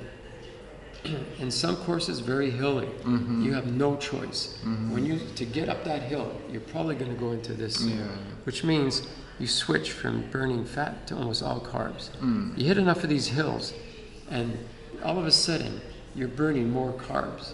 And that means, unlike fat, you have, even at 7.1% body fat, you have sufficient fat in your body to do 50 marathons. You're never going to run out. You never have to worry about that. That's why during these races, you don't have to take fat in as a fuel. You only have to concentrate on the thing that's going to run out, which is carbohydrates. So all your fueling can be almost all carbs. And sometimes if you get really hungry, you can have, like have a cheese sandwich or something to fill you up a bit more. But you don't want to put too much protein or fat in your stomach, because it's just going to sit there. And then it makes, digesting and getting fluids into your bloodstream a little bit harder, right? Okay, so we call this fat max. So the highest rate at which you're burning fat. If you did this test, a MET test, in a fasted state, so for 12 hours you put no carbs, no food in you. So then this would probably be more over here. It would all shift, all right? And that would be more reflective of you in an event 2 hours later. Because now you've burned through some of your carbs, now your body's switching over to fat. It takes fat, almost everybody will burn mostly carbs, unless it's very low intensity, for about the first 90 minutes. And then there's a switch over where your body realizes, okay, we have to preserve carbohydrates because we don't have much, we're running low. So switch. Right? So that's your fat max. Then we look at what's called your metabolic efficiency point, right? And this is simply, at what point are you burning 50% carbs and 50% fat? And yours is at about that. Again, it's about 125 watts. See the crossover? See the blue line? That's fat. It crosses in green. Again, if you were in a fasted state, this would be further up here, and the crossover would be much more evident. If I started you, if this bike only goes, I think, up to as low as 75 watts or 70 watts. But if I started you at 25 watts, then you would clearly see your fat would be here and you would burn it. Mm-hmm. All right? So that's your crossover point. Mm-hmm. So we can say that, you know, at least at the start of exercise, if you're exercising at about 120 watts or less, you're burning mostly fat. Mm-hmm. And in the longer you go, the higher you can go up in power and still be burning mostly fat. But that takes about 2 hours of continuous exercise before you get to that level. Mm-hmm. But you can rest assured that almost any training you do, that when you're about 120 watts or less, you're burning mostly fat, and that's the highest rate at where you're burning fat. Mm-hmm. Okay? So here, now this is an important graph because it's suggesting how to fuel yourself for long duration events, like your 70.3. So if you haven't trained your gut to take in a lot of carbs, right, then you have to be very careful because you can upset your stomach. Mm-hmm.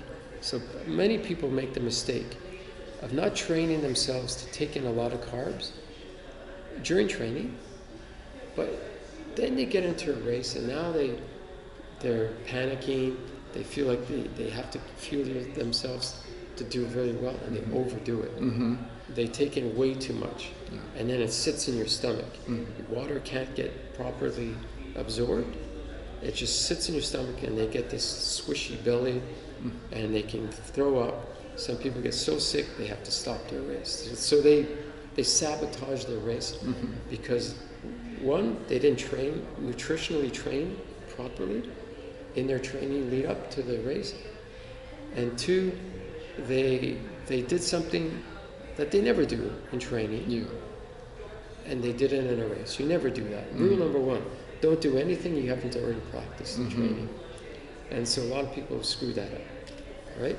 So what this is saying is, if you're one of these people that hasn't really trained your nutrition too well, then this is a safe zone to be in, to not get upset stomach and still give yourself enough carbs to help fuel you through your event. Mm-hmm. So this is 10% and 30%. 10%, 30%. The bottom line is 10%, 30%. 10% and 30% of what? Of the carbohydrates you're burning at that level, at that intensity. So if we go back up here, okay, so let's look at carbs, okay? So we'll do it in, what do you like better, calories or grams? Grams. Okay, so we're gonna go into grams per hour here. Okay, so when you're at 171 watts, you're burning about 110 grams per hour of carbs, right? I confirm that because even after you did that whole test and you're now in a better fat burning state, I had you right at 170 grams per hour, and that only went down to about 100 grams per hour. So now we know at your race pace for 70.3, you burn about 100 grams per hour. We know that from earlier, you have about 400 grams stored in your legs. So you have a maximum of 4 hours. If you don't fuel yourself at all, whatever you're doing that involves the legs, you have 4 hours before you hit the wall or bump. So your race is 4 to 6 hours. You're trying for under 5. You don't have enough fuel. You have to fuel yourself, all right? So I get back to this, back down here. So we know that if you're racing at this, it's going to grams per hour. Okay, so we know that you need to take in about 11 to 33 grams per hour to make sure that you finish your event with enough carbohydrates that you don't bump. All right? Well, at least on the bike, in terms of power. All right? So this you have to practice. And because in an event you want to maximize your performance, I would say at least that. Yes, take that. sure. And you can, it's better to train it up if you can. So this doesn't mean every training session you have to shove carbohydrates down you to get your gut ready. But you should do this at least once or twice a month. Where you go out for your long ride or event or your long training session, whether it's a brick session, and practice taking in more carbs. Because you are going to feel better training when you're taking in more carbs. So 33 would be, you know, for somebody who's not trained, probably 33 grams per hour, every hour for, you know, 5 to 6 hours, probably safe not to upset your stomach. And for your body to absorb it. So 33 grams is a bit more than most gels. Most gels are 25 grams, right?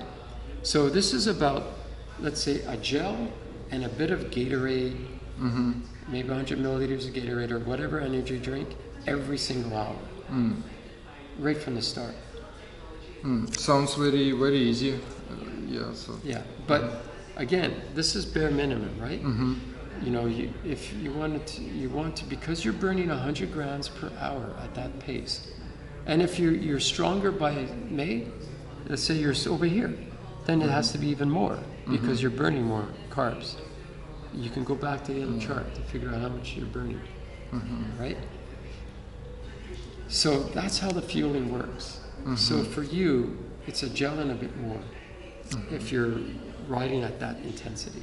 If you're doing what you do, where you keep your heart rate below 130 and your power is about 140, you don't need as much. You need only about 27, so about a gel.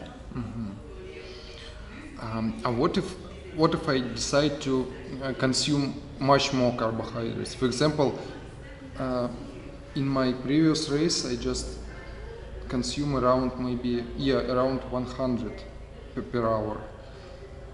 Yeah, so It helps me or it doesn't help? Okay, so it depends who you talk to.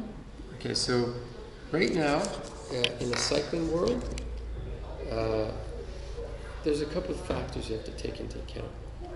In road cycling, road cyclists swear by, you know, the coaches and the sports scientists have them taking 100 to 120 grams per hour. But they are doing a lot of this stuff. They are burning much more than 100 grams per hour. So they have to take in more. As a triathlete, doing steady state, not going into red zone, that's probably a bit too much, right? So then the question becomes, can my gut handle that? No, I can take in 100 grams in 1 hour, no problem. Maybe get by with 2 hours. By 3 hours, I'm getting sick to my stomach. Because to take in 100 grams an hour, that's a lot. Like, you have to take 4 gels an hour. Or 2 gels and 2 Gatorades, you know, every hour. Like, try to do that. That's not easy. You're always feeding yourself. And like, I know when I ride it, that's way too much. I'm going to get sick to my stomach. So that's why I think for a triathlete, long distance triathlete, 100 grams is probably too much. And so then there's the science. Science hasn't proven that 100 to 120 grams per hour is really needed. So here you've got you've got the practical field. The athletes say it helps. Science says, but we need proof. So far we haven't been able to prove this. Doesn't mean it's not working. These people swear by it. It might mean that the studies that they're doing, they're not quite good enough yet to be able to show that effect. They can't measure it. Doesn't mean it's not happening. Sometimes science just can't prove it. Doesn't mean it's not happening. So, but, you know, what I've already outlined, for your type of racing, you're taking a big chance. I don't think you need that much because we can see that you're only burning 100 grams per hour. You don't necessarily need to put everything back because your event's only 6 hours. You just need to make sure that, you know, you don't drop below your threshold. So, like, even though you have 400 grams stored here, right, what we don't know is what is your sensitivity point. So some people, so this is your tank, 400 grams, right? So I could say, once if somebody gets to about 50 grams left, they will bonk. No, because everybody's different. It depends how much training you've done in a low carb state and gotten used to it, because your sensitivity threshold is different for everybody. We don't know that. That's something you trial and error. So let's say, even though physiologically 50 grams, you get below 50 grams left here, you will bump. But somebody's very sensitive, so it's not 50 grams. When they drop, let's say, only 70% of what their full capacity, they start to get these strong urges to have to feed themselves because they're very sensitive. That might be different from somebody like yourself who can go to 40% before you think, I kind of have to feed myself. So you've trained yourself to be able to tolerate lower levels. And 40% is still good. You still have enough, to keep going. When you start to go very low here, then the only other source of to get carbohydrates is your liver. The liver doesn't have much. It has about 100 grams on it. And when that starts getting low, then you're in big trouble. That's when you start bonking, because your brain, the blood sugar levels drop so low, your brain needs sugar, you can't get it. You start getting very lethargic. You can't think straight. You can't hold the speed anymore. That's why you have to take in external carbohydrates to get the blood sugar levels back up. Right? So I would say 100 grams is probably too much for your, remember, this is, you look at this chart, all right? What am I burning?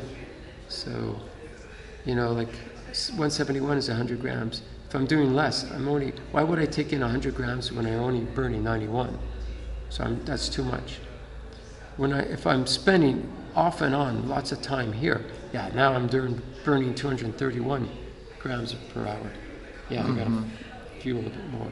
And remember, physiologically, so science has shown that the average person can only digest and absorb about 60 grams per hour. Depending on the carbohydrate source, you could bump that up to about 90. But after that, it's taking in more is just going to sit in your gut, and it can even dehydrate you because water can't get in if it's too dense. You've satiated your stomach too much. So that's why you have to train. You have to see what works. You have lots of time, but on those long sessions, you can try this. You can go on a long session and just fuel yourself with just 10 grams per hour. So you're basically at the lowest level. Can you tolerate that? Okay, so it gives you an idea of how low you can go. And then you go to 33. So that would be the maximum 30% rule. See how you feel, and then try 60 grams per hour. That would be probably maximum.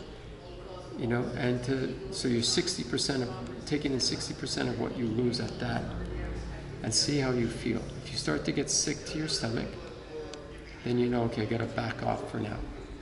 Go to maybe just 45 or 50 grams. Okay, now my body is handling that, and can I bump that up now that's gotten used to that? 2 weeks like that, and then you bump it up a bit more to maybe 55. So that's how you train your gut. But you definitely don't need 100. That's way too high. Okay. Always go back to see, like if you can get in about 60% of what you're losing, that's pretty good. It's pretty high, considering that most triathletes can only tolerate 30% because without training their gut. Okay, so this is just showing you your power throughout the test, all right, over time. So that was set by us, going up 20 watts. So this compares, okay, so today's test, actually it's about 313 watts. because you pushed for another minute, but this is just averaging the last full stage that you completed. Yeah. So I have to arrange the data. So that puts you at a close to a pretty high level for maximum aerobic power. That's all out for 3 to 5 minutes. You'd be around here.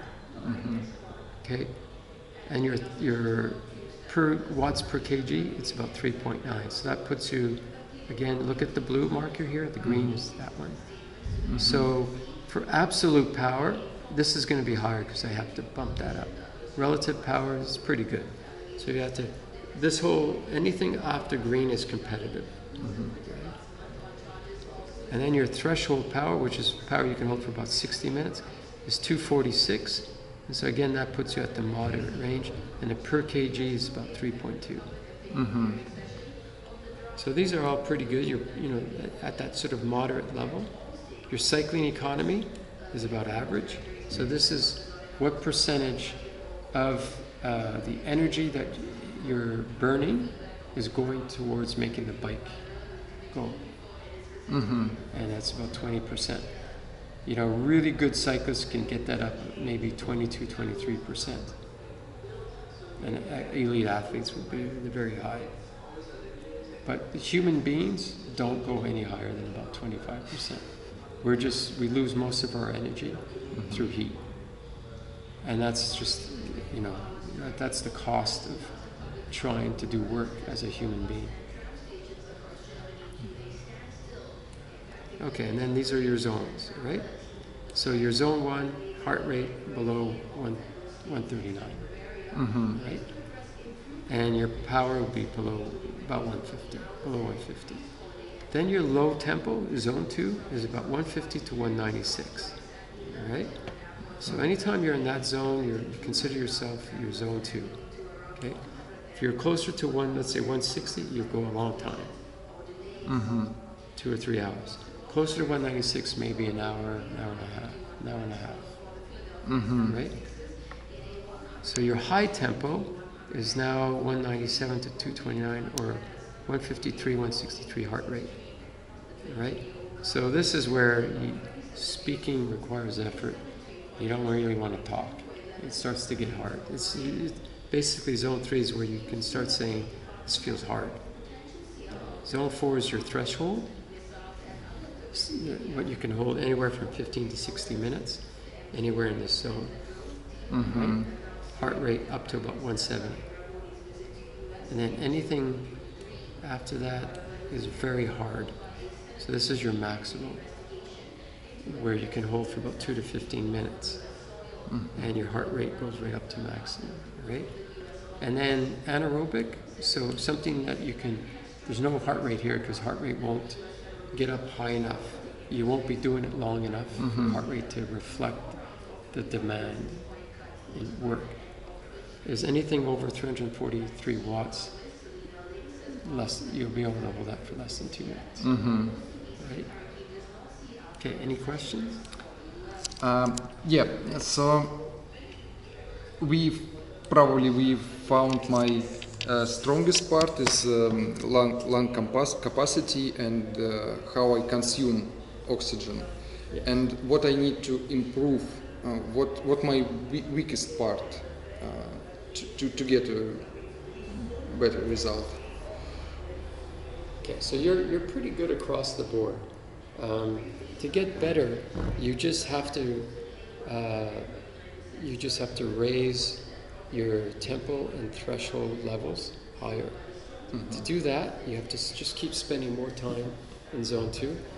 I think at 130, you probably want to spend your zone 2. 130 seems a bit low. I would spend time here. So you want to spend a lot of time here, and early on in your training, you want to bump up see if you can raise your VO2max, because that makes everything come up, including your fat max, everything. Everything will come up if you raise your ceiling limit. And then with about a month and a half, 2 months before your event, you start doing a lot of tempo 2 training, race pace training in here. so it's specific to your event. And maybe once every 2 weeks, do a VO2max session, just to maintain your fitness, your aerobic capacity. And VO2max sessions is, does it mean works on some, in this? Yes. So, but here, you're not doing, what you're doing here is intervals of, let's say, about a minute to 3 minutes. Repeats.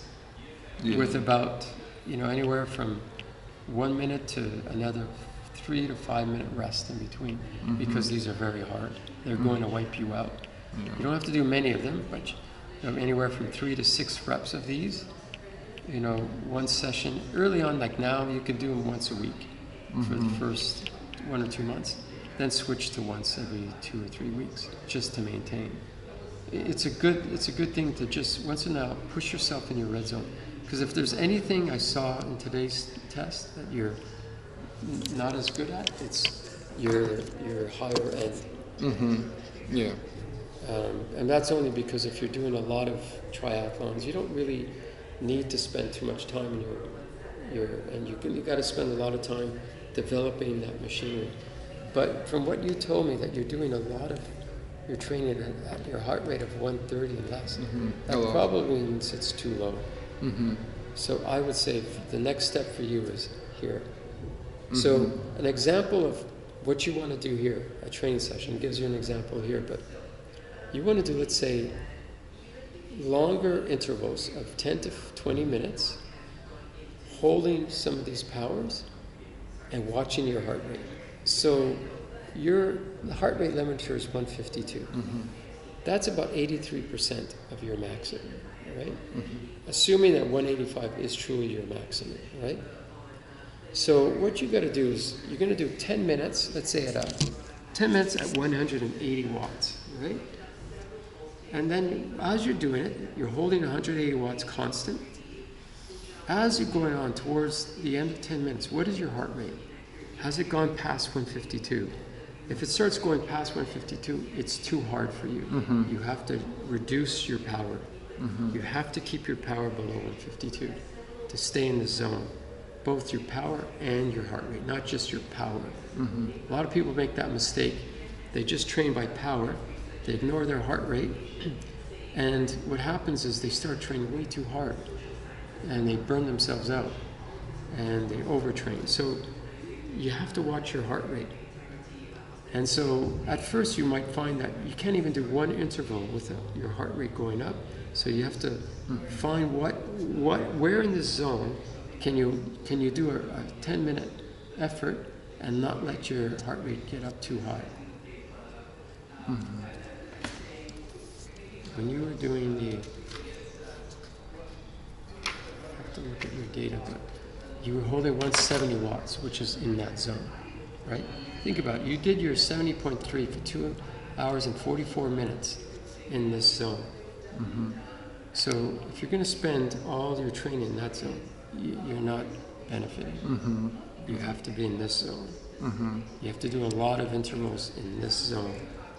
So that answers your question. How do I get better? Race pace, lots of training here in zone 2, some training in zone 3, once in a while in zone 5. Forget about threshold. You're not doing any events at threshold. That's just going to wipe you out and make any training here almost impossible because you're too tired.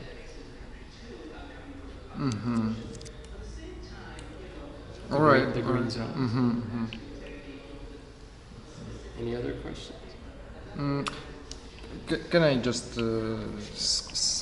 It's okay because I'll see you again Monday, so you can. What do you want to see? What do you want to see? Yeah, just briefly go through all of this.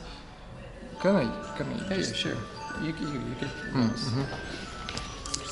From the measures we got, you look like you're a bit on the low salt sweater, which is good. So, you don't have to worry too much about, taking in oral rehydration salts. But what we need to do is we need to be able to recommend how much to drink for your running and your cycle. And so today's test was to measure your salt loss and to get an idea of your sweat rate. But this environment is not really practical for outdoor racing. You're indoors, people generally will sweat more because you have less cooling effect from the wind. So what we need you to do, and you don't have to do it right away, you have lots of time, you have to fill this out for a long run and a long cycle. That's more reflective of your race pace. And what you need to do is tell us what time of day, AM, PM, what time did you start the ride or run? How long was it? You want long. Your long sessions, right? Long is more than hour or 2 hours. Whatever you're doing right now. So what's long for you on a bike? On a bike, 2 hours. Okay, so you want to do a 2-hour ride, right? And on the run, what's a long run for you? No, the same. Okay, so that's what you want to do. You want to have about 2 hours here. Then you rate how hard did you find it, right? And was it, if it's outside, you just indicate this. If it's indoors, just put indoors. And the temperature, even indoors could be hot, right? So you just tell us how hot it was. You have to weigh yourself before, like we did, and as soon as you finish the exercise. So if you're running outside, when you come in, as soon as you come back in, before you start eating, before you pee, take as much clothes off as you can, dry yourself, and weigh yourself. So that we can figure out what your weight loss is. We need weight loss to figure out your fluid loss. Can I drink during this? Yes, but you have to tell us how much you drank. Okay. So we can put that back in. Right? Just like today. So today you drank 680 something liters of milliliters of water, and you took 1 gel. So all of that's so we basically need to know what you're putting out from your body and what you're taking in. So even if you eat, you have to tell us what you ate and how many grams. Yeah. Roughly. So, if it's a bought package, like a gel, a bar, it tells you how much that weighs. Just look at, like 60 grams. Just write 60 grams energy bar. You don't have to tell us, you don't have to be any more specific than that. Sandwich, like a regular size sandwich. Okay, so, if you bought it at 7-Eleven, it tells you the weight of the sandwich, right? Because all we care about is how much weight's going into your body, right? And what was your average heart rate for the run or ride? Ride is power, and a run is pace, right? Then if during, from the time you weigh yourself to the time you post-weigh yourself, in between, if you went to the bathroom, if you peed, just count how long you pee for, and write that here. And if the pee was strong flow, moderate, or weak, and then we'll figure out, we'll approximate how much water you lost, because that's part of the fluid loss, right? And then once we have all of this, we can paint a realistic picture of your fluid loss and then recommend your hydration. Without this, from just this, we would tell you to drink probably too much. Because today you lost about 2,100 milliliters, 2.1 liters, right, in 75 minutes of exercise. That's a 1.7 liter per hour water loss. That's really high. But you won't, on these longer rides, you won't hit that high. Especially the ride, but the run maybe. Depends how much, if you're a heavy sweater. We'll know, but we need those long ones, right? Okay. So we'll give you this. When you don't have to do it this weekend, you can do it when you're back in Vietnam. That's up to you, right? When you finish it, both sides, just take your phone, take a picture, and WhatsApp it to us. And then we can finish your sweat report. All right. So you won't get your sweat report until you fill this out. Right? Okay, and that will be separate from this. Right? So when you come in on Monday, we'll do this on the treadmill. and you'll get a similar report, but for running. Yeah. And if you have any questions, just write them down and just come in. We can address them then. Yeah. Right. So I'll get this to you tomorrow because I want to just go through it again, make sure all the numbers are okay. Right. Yeah. But If you, I could send this to you now, but it would be a draft, knowing that it might change. No, let's Wait. Okay. All right. Okay. Good job. Thank you so much. Excellent effort. So you're here for the next 2 days, right? 3 days. Yes. And I leave on Tuesday. Okay. So for the weekend tomorrow, you could do whatever you want because you're training, you're used to it. On Sunday, whatever you do, if you exercise, just don't do something that's really hard or too long, right? Because you have to come in and test again. You don't want to be tired, right? Because then your heart rate doesn't go as high. Blood lactate levels might not come as high as they should. So we're not getting data that's reflective of your normal state. Okay. And you want to be fresh, so that you can, if you want to push yourself again, you can. Alright, that's the plan. Okay. Так, ну что ж, я думаю, что переведем вам это все, вот, или не переведем, но, в общем, может быть, нам поможет YouTube, кто знает. В общем, решим позже, сейчас время хорошо покушать, вот, и, собственно, сделать выводы, о которых я, конечно же, вам расскажу. Так, ребята, ну что, первые впечатления, это просто, еще ничего не собрал, как бы мысли в кучу. Вот, просто именно вот делюсь именно впечатлениями, скорее даже не какими-то ценными выводами и умозаключениями, а именно состоянием. Вот, рад, что двигаюсь к своим целям, что, собственно, закрываю свои цели, выполняю их и так далее.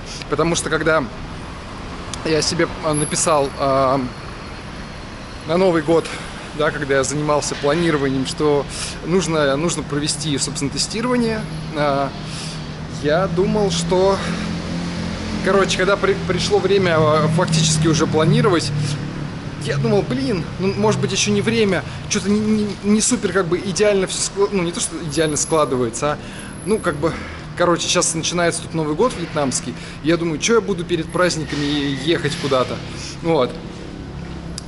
Просто принял решение, поехал и, в общем-то, все правильно сделал.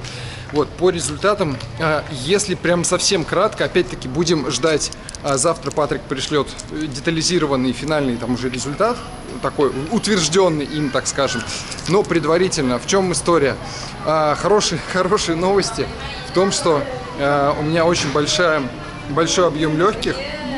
То есть дыхание – это моя сильная сторона. То есть, да, я даже на супер высоких скоростях и мощностях дышу очень спокойно. То есть, собственно, все. Вот. Единственное, что на уже совсем каком-то высоком темпе, в котором я просто не привык работать, вот, там уже что-то, стало происходить. Но это еще надо будет осмыслить. Вот. Следующая тоже хорошая новость, что мускулы на велосипеде, да, мышцы показали хорошую способность этот кислород усваивать.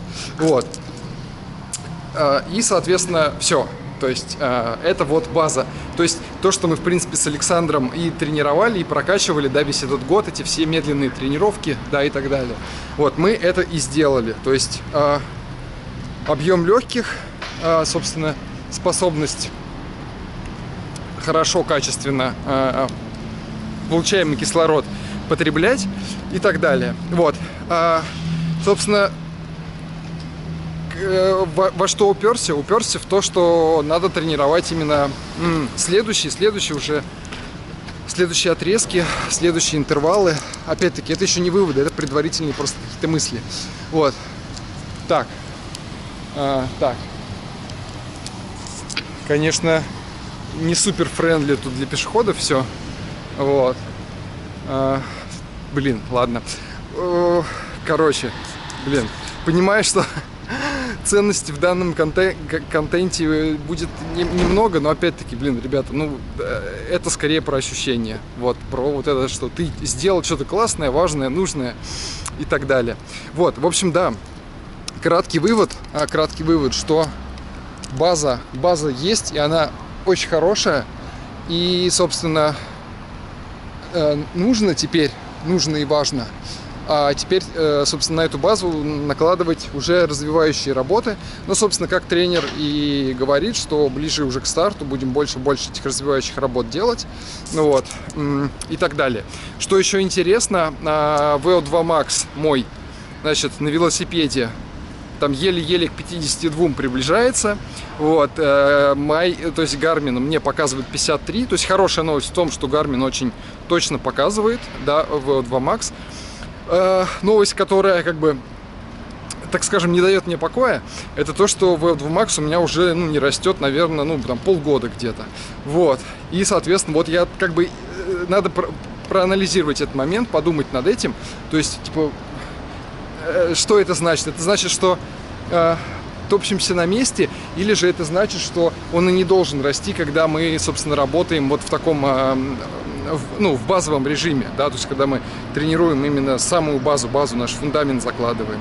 Вот. И, конечно, в этом плане я, ну, сейчас дико рад, хотя, ну, на самом деле, нет, это мозг мне говорит, что я дико рад. Я, то есть, не чувствую этой радости, потому что есть ощущение, что я буду действительно рад и счастлив, когда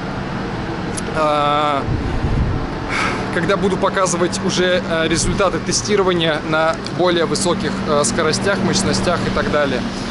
Вот. Но, собственно, то есть вот эта надежда, да, в том, что действительно хорошая база заложена, аэробная. Вот. И осталось, собственно, ее прокачивать. Так, надо еще не забывать, что тут все наоборот. Машины едут не оттуда, откуда ты их ожидаешь. Вот. И так далее. Собственно, что? Мы сейчас идем в апартаменты, которые я забронировал. Забронировал это все дело прямо рядом с, ну, собственно, с лабораторией, да, так скажем. Вот, почему? Потому что зачем ехать прямо в центр? Тем более в центре я уже все там исходил и сбегал. Ну, кто не смотрел мой влог, собственно, с поездки, избегал знаменитый парк Куала-Лумпур, какой-то вот парк, самый известный. Вот, там побегал, ботанический сад весь оббегал. Вот, подзаблудился. Ну, короче, там интересный выпуск будет.